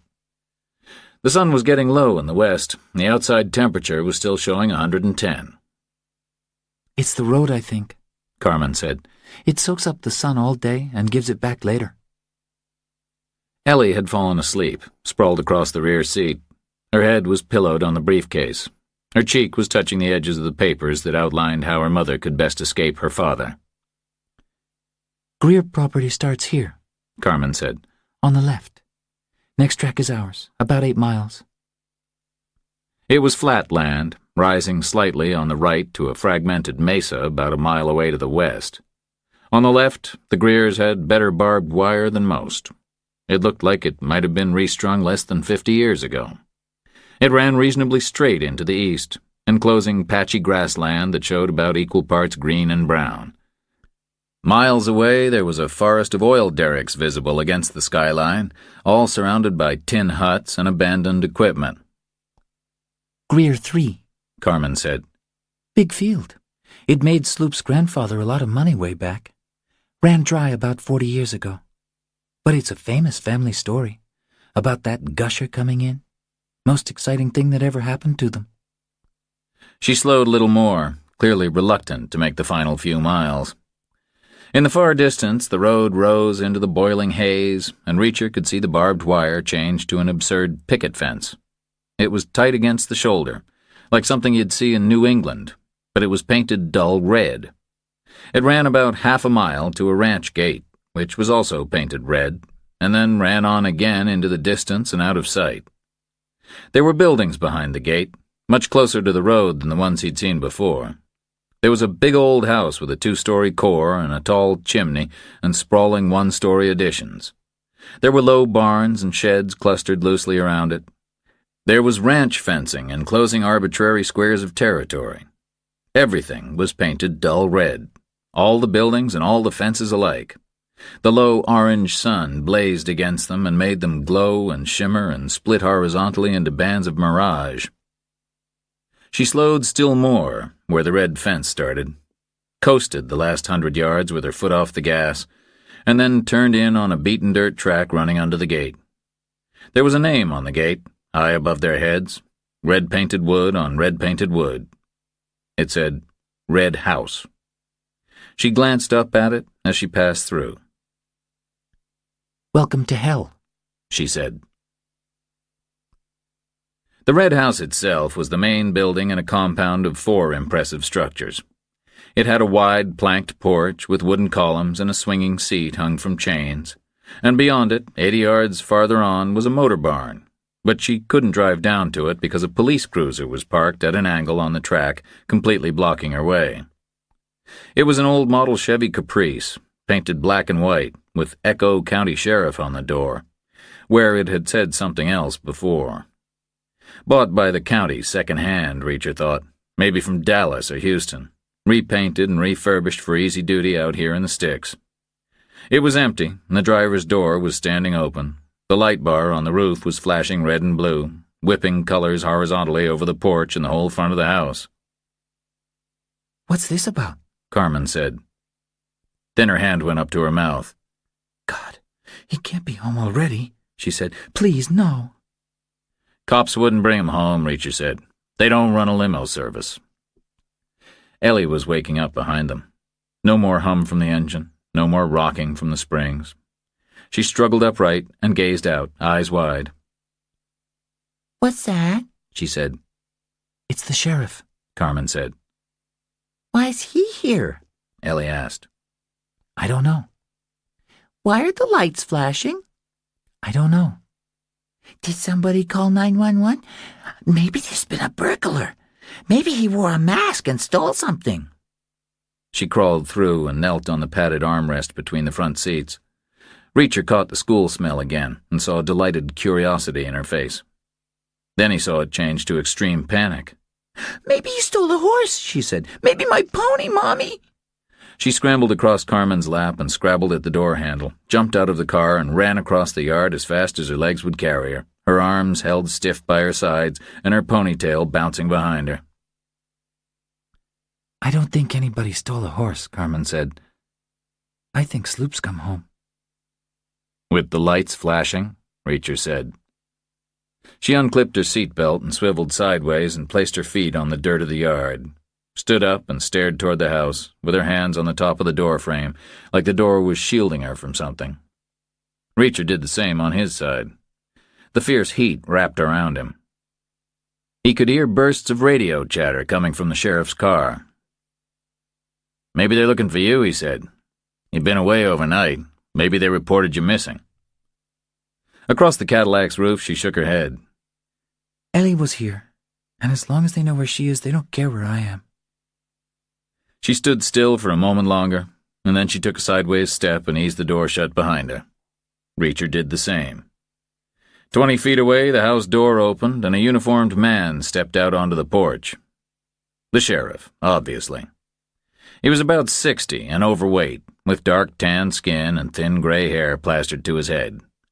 He was walking half backward, taking his leave of the gloom inside. He had black pants and a white uniform shirt with epaulettes and embroidered patches on the shoulders. A wide gun belt with a wooden-handled revolver secured into a holster with a leather strap. The door closed behind him, and he turned toward his cruiser and stopped short when he saw Carmen, touched his forefinger to his brow in a lazy imitation of a salute. "Miss Greer," he said, like he was suggesting something was her fault. What happened? She asked. "Folks inside'll tell you," the sheriff said. "Too damn hot for me to be repeating everything twice." Then his gaze skipped the roof of the Cadillac and settled on Reacher. "And who are you?" he asked. Reacher said nothing. "Who are you?" the guy said again. "I'll tell the folks inside," Reacher replied. "Too damn hot for me to be repeating everything twice." The guy gave him a long, calm look and finished with a slow nod of his head, like he'd seen it all before. He dumped himself inside his second-hand cruiser and fired it up and backed out to the road. Reacher let its dust settle on his shoes and watched Carmen drive the Cadillac down the track to the motor barn. It was a long, low farm shed with no front wall, and it was painted red, like everything else. There were 2 pickups and a Jeep Cherokee in it. One of the pickups was recent, and the other was sitting on flat tires and looked like it hadn't been moved in a decade. Beyond the building, a narrow dirt track looped off into the infinite desert distance. Carmen eased the Cadillac in next to the Jeep and walked back out into the sun. She looked small and out of place in the yard, like an orchid in a trash pile. "So where's the bunkhouse?" he asked. Stay with me, She said. You need to meet them anyway. You need to get hired. You can't just show up in the bunkhouse. "Okay," he said. She led him slowly to the bottom of the porch steps. She took them cautiously, one at a time. She arrived in front of the door and knocked. "You have to knock?" Reacher asked. She nodded. They never gave me a key, She said. They waited, with Reacher a step behind her, appropriate for the hired help. He could hear footsteps inside. Then the door swung open. A guy was standing there holding the inside handle. He looked to be in his middle 20s. He had a big square face with the skin blotched red and white. He was bulky, with frat boy muscle turning to fat. He was wearing denim jeans and a dirty white t-shirt with the sleeves rolled tight over what was left of his biceps. He smelled of sweat and beer. He was wearing a red baseball cap backward on his head. A semicircle of forehead showed above the plastic strap. At the back, a shock of hair spilled out under the peak, exactly the same color and texture as Ellie's. "It's you," he said, glancing at Carmen, glancing away. Bobby, She said. Then his glance settled on Reacher. "Who's your friend?" his name is Reacher. He's looking for work. The guy paused. "Well, come on in, I guess," he said. "Both of you. And close the door, it's hot." He turned back into the gloom and Reacher saw the letter T on the ball cap. Texas Rangers, he thought. Good ball club, but not good enough. Carmen followed the guy 3 steps behind, entering her home of nearly 7 years like an invited guest. Reacher stayed close to her shoulder. Sloop's brother, She whispered to him. He nodded. The hallway was dark inside. He could see the red paint continued everywhere, over the wooden walls, the floors, the ceilings. Most places it was worn thin or worn away completely, just leaving traces of pigment behind like a stain. There was an ancient air conditioner running somewhere in the house, forcing the temperature down maybe a couple of degrees. It ran slowly, with a patient drone and rattle. It sounded peaceful, like the slow tick of a clock. The hallway was the size of a motel suite, filled with expensive stuff, but it was all old, like they'd run out of money decades ago. Or else they'd always had so much that the thrill of spending it had worn off a generation ago. There was a huge mirror on one wall, with the ornate frame painted red. Opposite it was a rack filled with 6 bolt-action hunting rifles, The mirror reflected the rack and made the hallway seem full of guns. What did the sheriff want? Carmen called. Come inside, Bobby called back. We are inside, Reacher thought. But then he saw he meant come into the parlor. It was a big red room at the back of the house.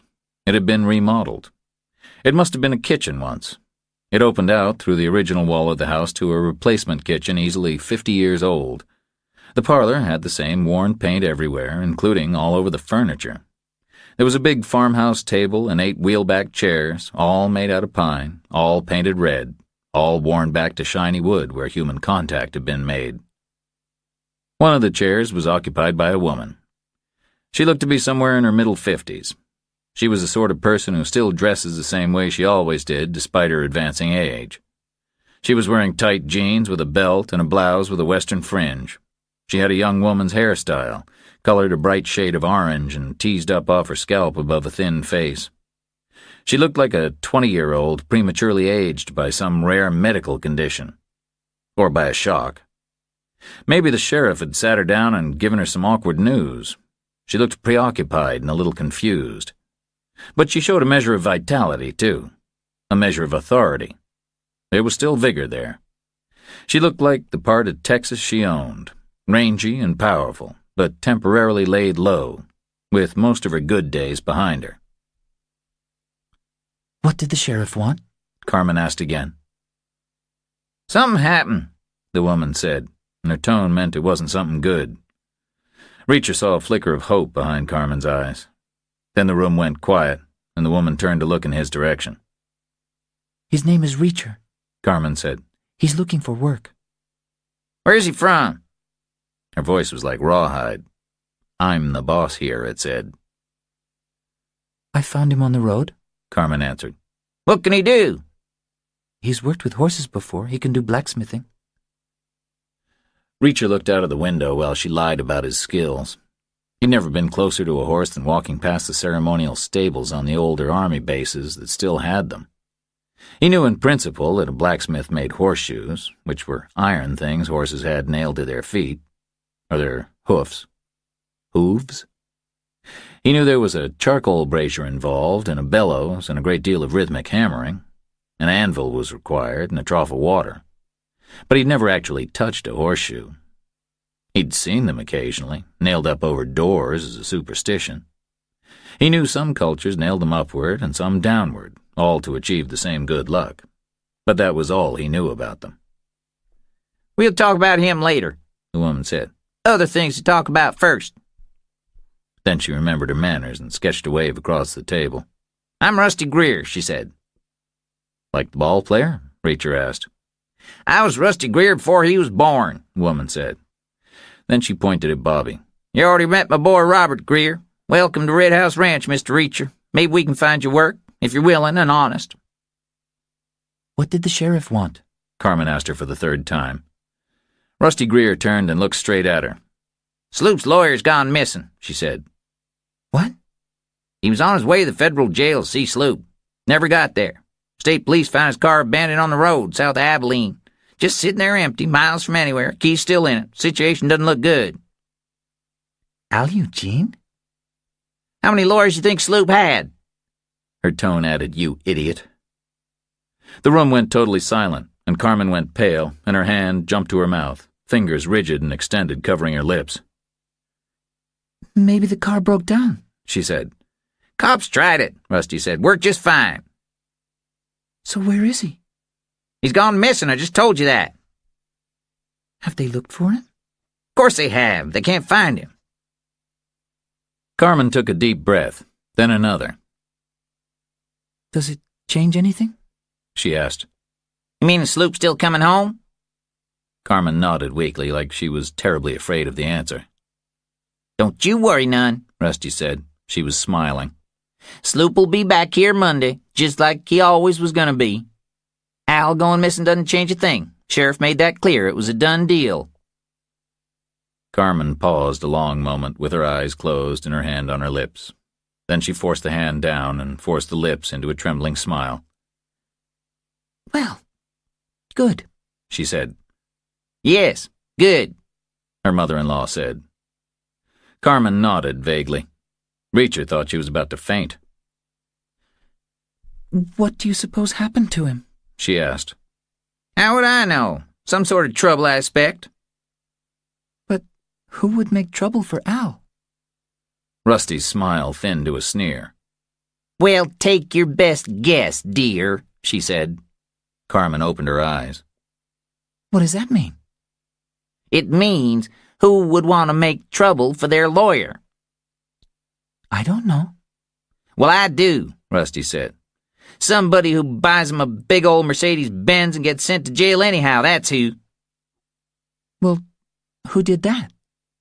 Anybody could have. Al Eugene takes anybody for a client. He has no standards. He's halfway to being plain crooked. Maybe all the way crooked for all I know. 3/4 of his clients are the wrong sort. Carmen was still pale. The wrong sort? You know what I mean. You mean Mexican? Why don't you just come right out and say it? Rusty was still smiling. Well, tell me different, she said. Some Mexican boy gets sent to jail, he doesn't just stand up and accept his punishment like we do. No, he blames his lawyer, and he gets all his brothers and his cousins all riled up about it, and of course he's got plenty of those come up here after him, all illegals, all cholos, all of them in gangs, and now you see exactly how that turns out. Just like it is down there in Mexico itself. You of all people should know what it's like. Why should I, of all people? I've never even been to Mexico. Nobody replied to that. Reacher watched her, standing up, shaken and proud and alone like a prisoner in the enemy camp.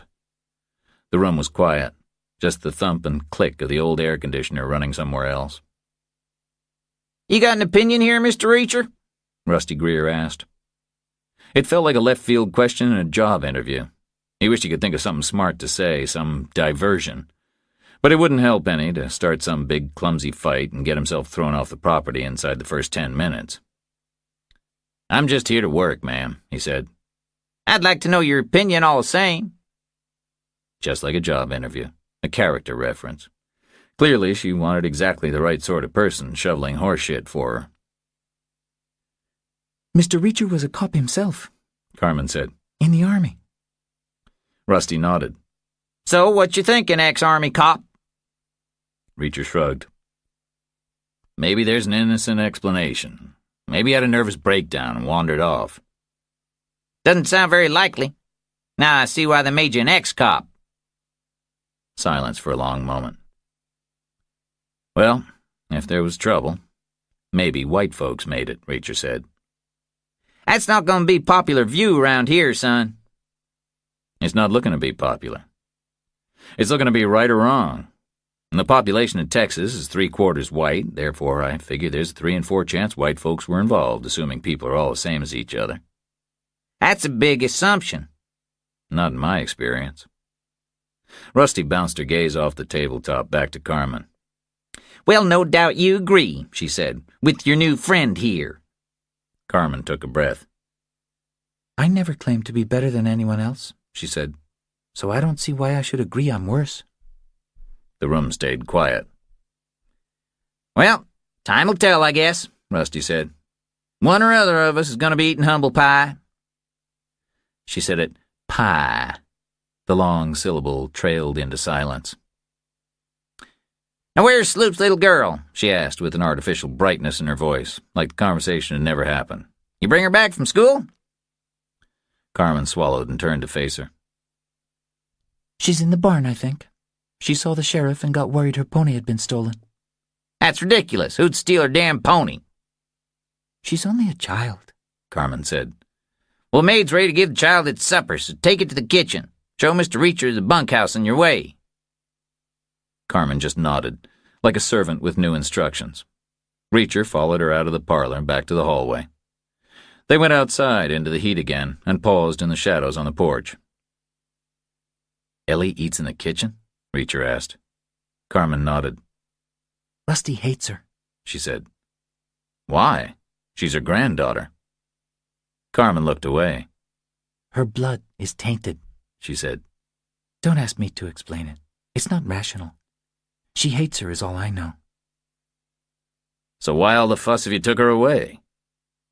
Because Sloop wants her here. She's his weapon against me, his instrument of torture. And his mother does what he wants. She make you eat in the kitchen, too? No, she makes me eat with her, She said. because she knows I'd rather not. He paused at the edge of the shadow. You should have gotten out of here, he said. We should be in Vegas by now. I was hopeful for a second, She said. about Al Eugene. I thought there might be a delay. He nodded. So was I. It would have been useful. She nodded, tears in her eyes. I know, She said. too good to be true. So you should still think about running. She wiped her eyes with the back of her hand, shook her head. I won't run, She said. I won't be a fugitive. He said nothing. And you should have agreed with her. She said. About the Mexicans? I'd have understood you were bluffing. I need her to keep you around. I couldn't. It was a risk. She led him down the steps into the sun and across the yard. Beyond the motor barn was a horse barn. That structure was red like everything else, big as an aircraft hangar, with clerestory vents in the roof. There was a big door standing a foot open. There was a strong smell coming out of it. I'm not much of a country guy, he said. You'll get used to it, She said. Behind the barn were 4 corrals boxed in with red fences. 2 of them were covered in scrubby grass, and 2 of them had desert sand piled a foot thick. There were striped poles resting on oil drums to make jumping courses. Behind the corrals was another red building, long and low, with small windows high up under the eaves. The bunkhouse, She said. She stood still for a moment, lost in thought. Then she shivered in the heat and came back, all business. The door is round the other side, She said. You'll find 2 guys in there, Joshua and Billy. Don't trust either one of them. They've been here forever, and they belong to the Greers. The maid will bring your meals down to you in about an hour, after Ellie eats, before we do. Okay, he said. And Bobby will come down to check you out sooner or later. Watch him carefully, Reacher, because he's a snake. Okay, he said again. I'll see you later, She said. You gonna be all right? She nodded once and walked away. He watched her until she was behind the horse barn, and then he walked around and found the door into the bunkhouse. The boy filled a whole new page in his notebook. The men with the telescopes called out descriptions and the exact sequence of events. The arrival of the sheriff, the return of the beaner and the kid with the new guy in tow, the kid running off to the barn, the sheriff leaving, the beaner and the new guy entering the house, a long period of nothing doing, the emergence of the beaner and the new guy onto the porch, their walk together down toward the bunkhouse, her return alone. Who is he? The boy asked. How should we know? One of the men replied. Very tall, heavy, not neatly dressed, shirt and pants. Can't tell how old, the boy wrote. Then he added, Not a wrangler, wrong shoes. Trouble? The grade fell away behind the bunkhouse and made it a 2-story building. The lower floor had huge sliding doors frozen open on broken tracks. There was another pickup in there and a couple of green tractors. At the far end to the right was a wooden staircase without a handrail leading upward through a rectangular hole in the ceiling. Reacher spent a minute on the ground floor looking at the vehicles. The pickup had a gun rack in the rear window. The air was hot and heavy and smelled of gasoline and motor oil. Then he used the staircase and came out on the second level. All the interior carpentry was painted red, walls, floor, and roof beams alike. The air was hotter still up there, and stale. No air conditioning and not much ventilation. There was a closed-off area at the far end, which he guessed was the bathroom. Apart from that, the whole of the floor was one big open space, with 16 beds facing each other 8 to a side, with simple iron frames and thin striped mattresses and bedside cabinets and footlockers. The 2 beds nearest the bathroom were occupied. Each had a small, wiry man lying half-dressed on top of the sheets. Both men wore blue jeans and fancy tooled boots, and no shirts. Both had their hands folded behind their heads. They both turned toward the staircase as Reacher stepped up inside the room. They both unlaced their nearer arms to get a better look at him. Reacher had done 4 years at West Point, and then 13 years in the service, so he had a total 17 years' experience of walking into a new dormitory and being stared at by its occupants. It wasn't a sensation that bothered him. There was a technique involved in handling it, an etiquette. The way to do it was to just walk in, select an unoccupied bed, and say absolutely nothing at all. Make somebody else speak first. That way, you could judge their disposition before you were forced to reveal your own. He walked to a bed 2 places away from the head of the staircase against the north wall, which he judged would be cooler than the south. In the past, in the Army, he would have had a heavy canvas kit bag to dump on the bed as a symbol of possession. The kit bag would be stenciled with his name and his rank, and the number of re-stencilings on it would offer a rough guide to his biography. Kit bags saved a lot of talking time. But the best he could do in this new situation was take his folding toothbrush from his pocket and prop it on the bedside cabinet. As a substitute gesture, it lacked physical impact, but it made the same point. It said, "I live here now, same as you do. You got any kind of a comment to make about that?" Both men kept on staring at him, saying nothing. Lying down, it was hard to judge their physiques with any degree of certainty, but they were both small, maybe 5, 6, or 7 each, maybe 150 pounds. But they were wiry and muscular, like middleweight boxers. They had farmers' tans, deep brown on their arms and their faces and their necks, and milky white where T-shirts had covered their bodies. They had random knobs and old swellings here and there on their ribs and arms and collarbones. Reacher had seen marks like that before. Carmen had one. He had 1 or 2 himself. They were where old fractures had set and healed. He walked past the 2 men to the bathroom. It had a door, but it was a communal facility inside. 4 of everything with no interior partitioning. 4 toilets, 4 sinks, 4 shower heads, and a single elongated stall. It was reasonably clean, and it smelled of warm water and cheap soap, like the 2 guys had recently showered, maybe ready for Friday evening off. There was a high window with a clogged insect screen and no glass. By standing tall, he could see past the corner of the horse barn all the way up to the house. He could see half of the porch and a sliver of the front door. He came back into the dormitory room. One of the guys had hauled himself upright and was sitting with his head turned, watching the bathroom door. His back was as pale as his front, and it had more healed fractures showing through the skin. The ribs, the right scapula. Either this guy spent a lot of time getting run over by trucks, or else he was a retired rodeo rider who had passed his career a little ways from the top of his trade. "Storm coming," the guy said. "What I heard," Reacher said. "Inevitable with a temperature like this." Reacher said nothing. "You hired on?" the guy asked. "I guess," Reacher said. "So you'll be working for us?" Reacher said nothing. "I'm Billy," the guy said. The other guy moved up on his elbows. "Josh," he said. Reacher nodded to them both. "I'm Reacher," he said. "Pleased to meet you." "You'll do the scut work for us," the guy called Billy said. "Shoveling shit and toting bales." "Whatever." "Because you sure don't look like much of a horse rider to me." "I don't?" Billy shook his head. "Too tall, too heavy, center of gravity way up there. No, my guess is you're not much of a horse rider at all." "The Mexican woman bring you in?" Josh asked. "Mrs. Greer," Reacher said.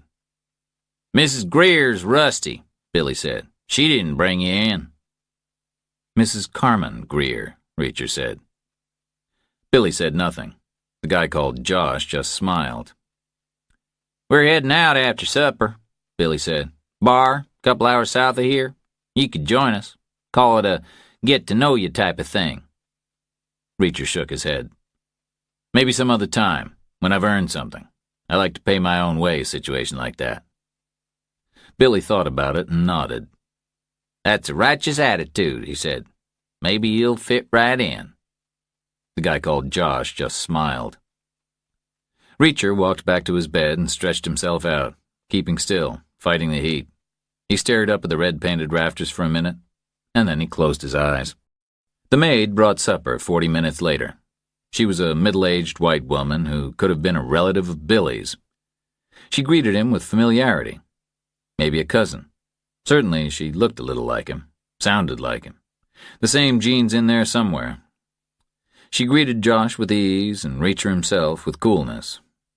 Supper was a pail of pork and beans, which she served into metal bowls with a ladle taken from her apron pocket. She handed out forks and spoons and empty metal cups. "Water in the bathroom faucet," she said for Reacher's benefit. Then she went back down the stairs, and Reacher turned his attention to the food.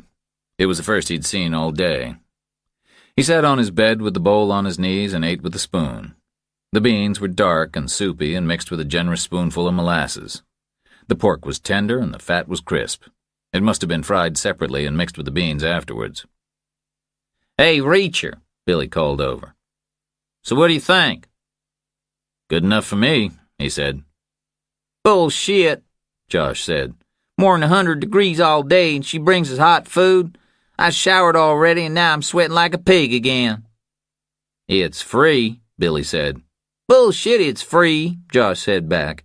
"It's a part of our wages." Reacher ignored them. Bitching about the food was a staple of dormitory life. And this food wasn't bad. Better than some he'd eaten.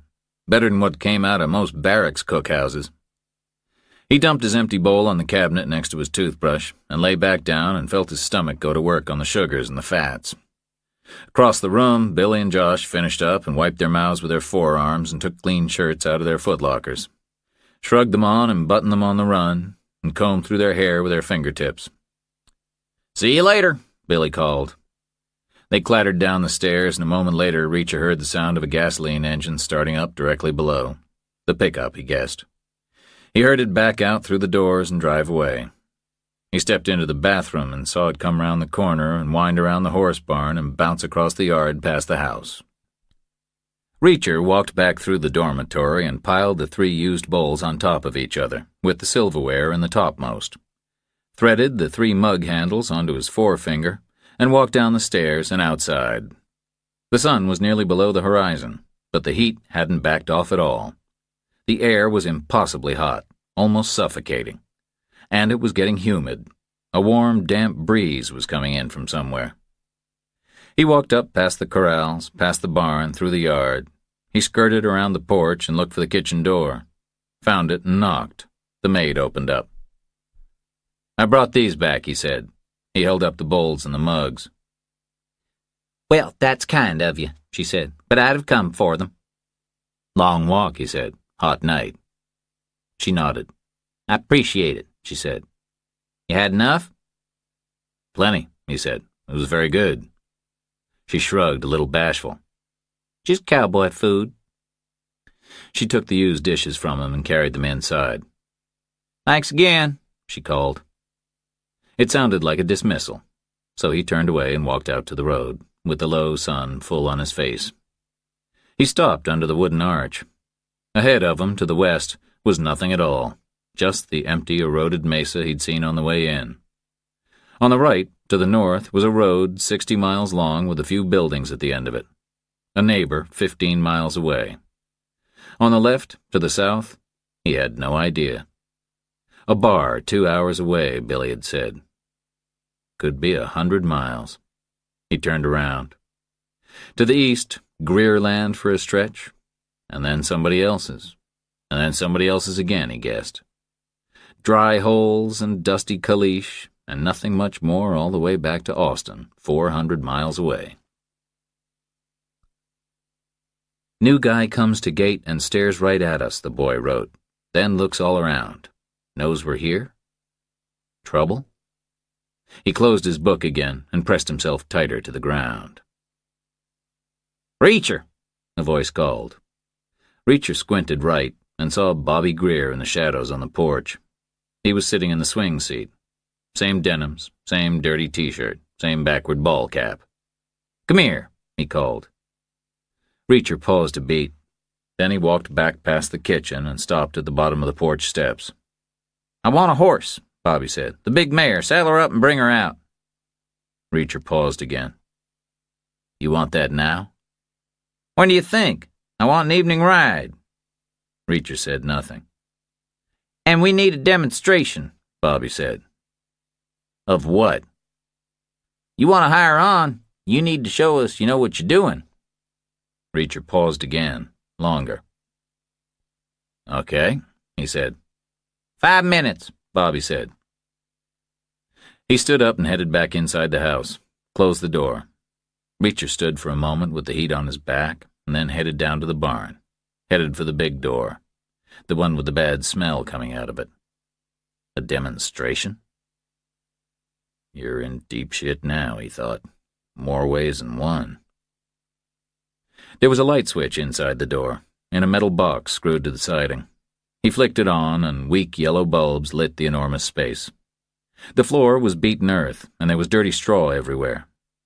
The center of the barn was divided into horse stalls back to back, with a perimeter track lined with floor-to-ceiling hay bales inside the outer walls. He circled around the stalls.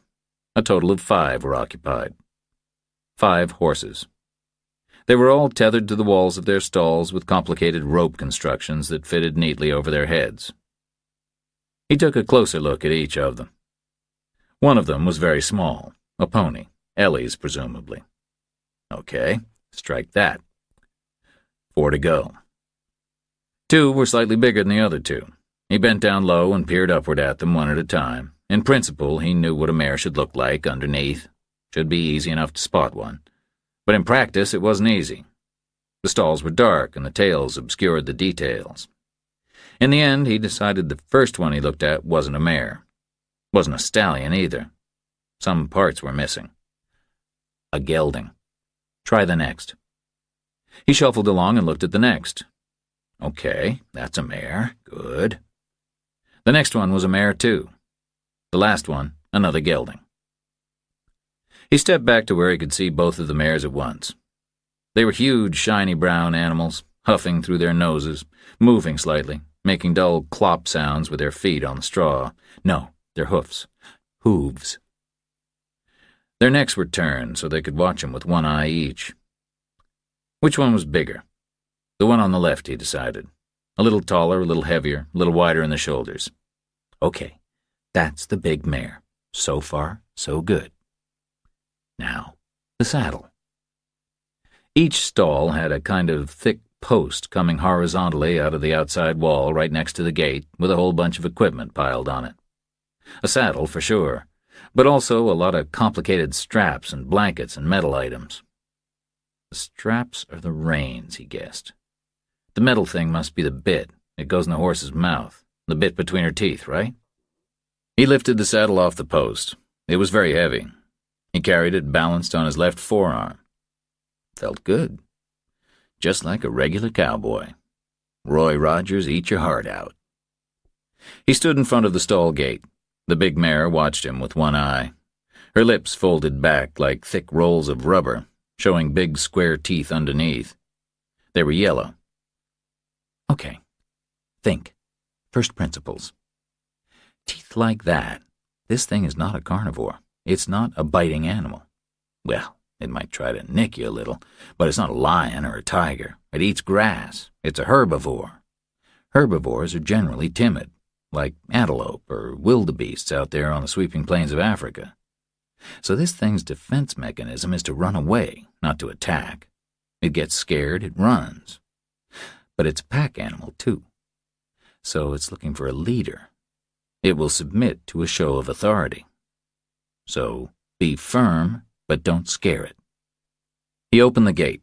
The horse moved. Its ears went back and its head went up, then down, up and down against the rope. It moved its back feet and swung its huge rear end toward him. "Hey," he said, loud and clear and firm. It kept on coming. He touched it on the side. It kept on coming. Don't get behind it. Don't let it kick you. That much he knew. What was the phrase? Like being kicked by a horse? Had to mean something. "Stand still," he said. It was swinging sideways toward him. He met its flank with his right shoulder, gave it a good solid shove like he was aiming to bust down a door. The horse quieted, stood still, huffing gently. He smiled. I'm the boss, okay? He put the back of his right hand up near its nose. It was something he'd seen at the movies. You rub the back of your hand on its nose and it gets to know you. Some smell thing. The skin on its nose felt soft and dry. Its breath was strong and hot. Its lips peeled back again and its tongue came out. It was huge and wet. Okay. Good girl, he whispered. He lifted the saddle two-handed and dumped it down on her back. Pushed and pulled at it until it felt solid. It wasn't easy. Was it the right way round? Had to be. It was shaped a little like a chair. There was a definite front and a back. There were broad straps hanging down on either side. Two long, two short. Two had buckles, two had holes. What were they for? To hold the saddle on, presumably. You bring the far ones around and buckle them at the side, up underneath where the rider's thigh would be. He ducked down and tried to grab the far straps underneath the horse's belly. He could barely reach them. This was one wide animal, that was for damn sure. He stretched and caught the end of one strap in his fingertips, and the saddle slipped sideways. Shit, he breathed. He straightened up and leveled the saddle again, ducked down and grabbed for the far straps. The horse moved and put them way out of his reach. Shit, he said again. He stepped closer, crowding the horse against the wall. It didn't like that, and it leaned on him. He weighed 250 pounds. The horse weighed half a ton. He staggered backward. The saddle slipped. The horse stopped moving. He straightened the saddle again and kept his right hand on it while he groped for the straps with his left. Not like that, a voice called from way above him. He spun round and looked up. Ellie was lying on top of the stack of hay bales up near the roof, her chin on her hands, looking down at him. You need the blanket first, she said. What blanket? The saddlecloth, she said. The horse moved again, crowding hard against him. He shoved it back. Its head came around and it looked at him. He looked back at it. It had huge dark eyes, long eyelashes. He glared at it. I'm not afraid of you, pal. Stand still or I'll shove you again. Ellie, does anybody know you're in here? He called. She shook her head solemnly. I'm hiding, she said. I'm good at hiding. But does anybody know you hide in here? I think my mommy knows I do sometimes, but the Greers don't. You know how to do this horse stuff? Of course I do. I can do my pony all by myself. So help me out here, will you? Come and do this one for me. It's easy, she said. Just show me, okay? She stayed still for a second, making her usual lengthy decision, and then she scrambled down the pile of bales and jumped to the ground and joined him in the stall. Take the saddle off again, she said. She took a cloth off the equipment post and shook it out and threw it up over the mare's back. She was too short, and Reacher had to straighten it one-handed. Now put the saddle on it, she said. He dropped the saddle on top of it. Ellie ducked underneath the horse's belly and caught the straps. She barely needed to stoop. She threaded the ends together and pulled. You do it, she said. They're stiff. He lined the buckles up and pulled hard. Not too tight, Ellie said. Not yet. Wait for her to swell up.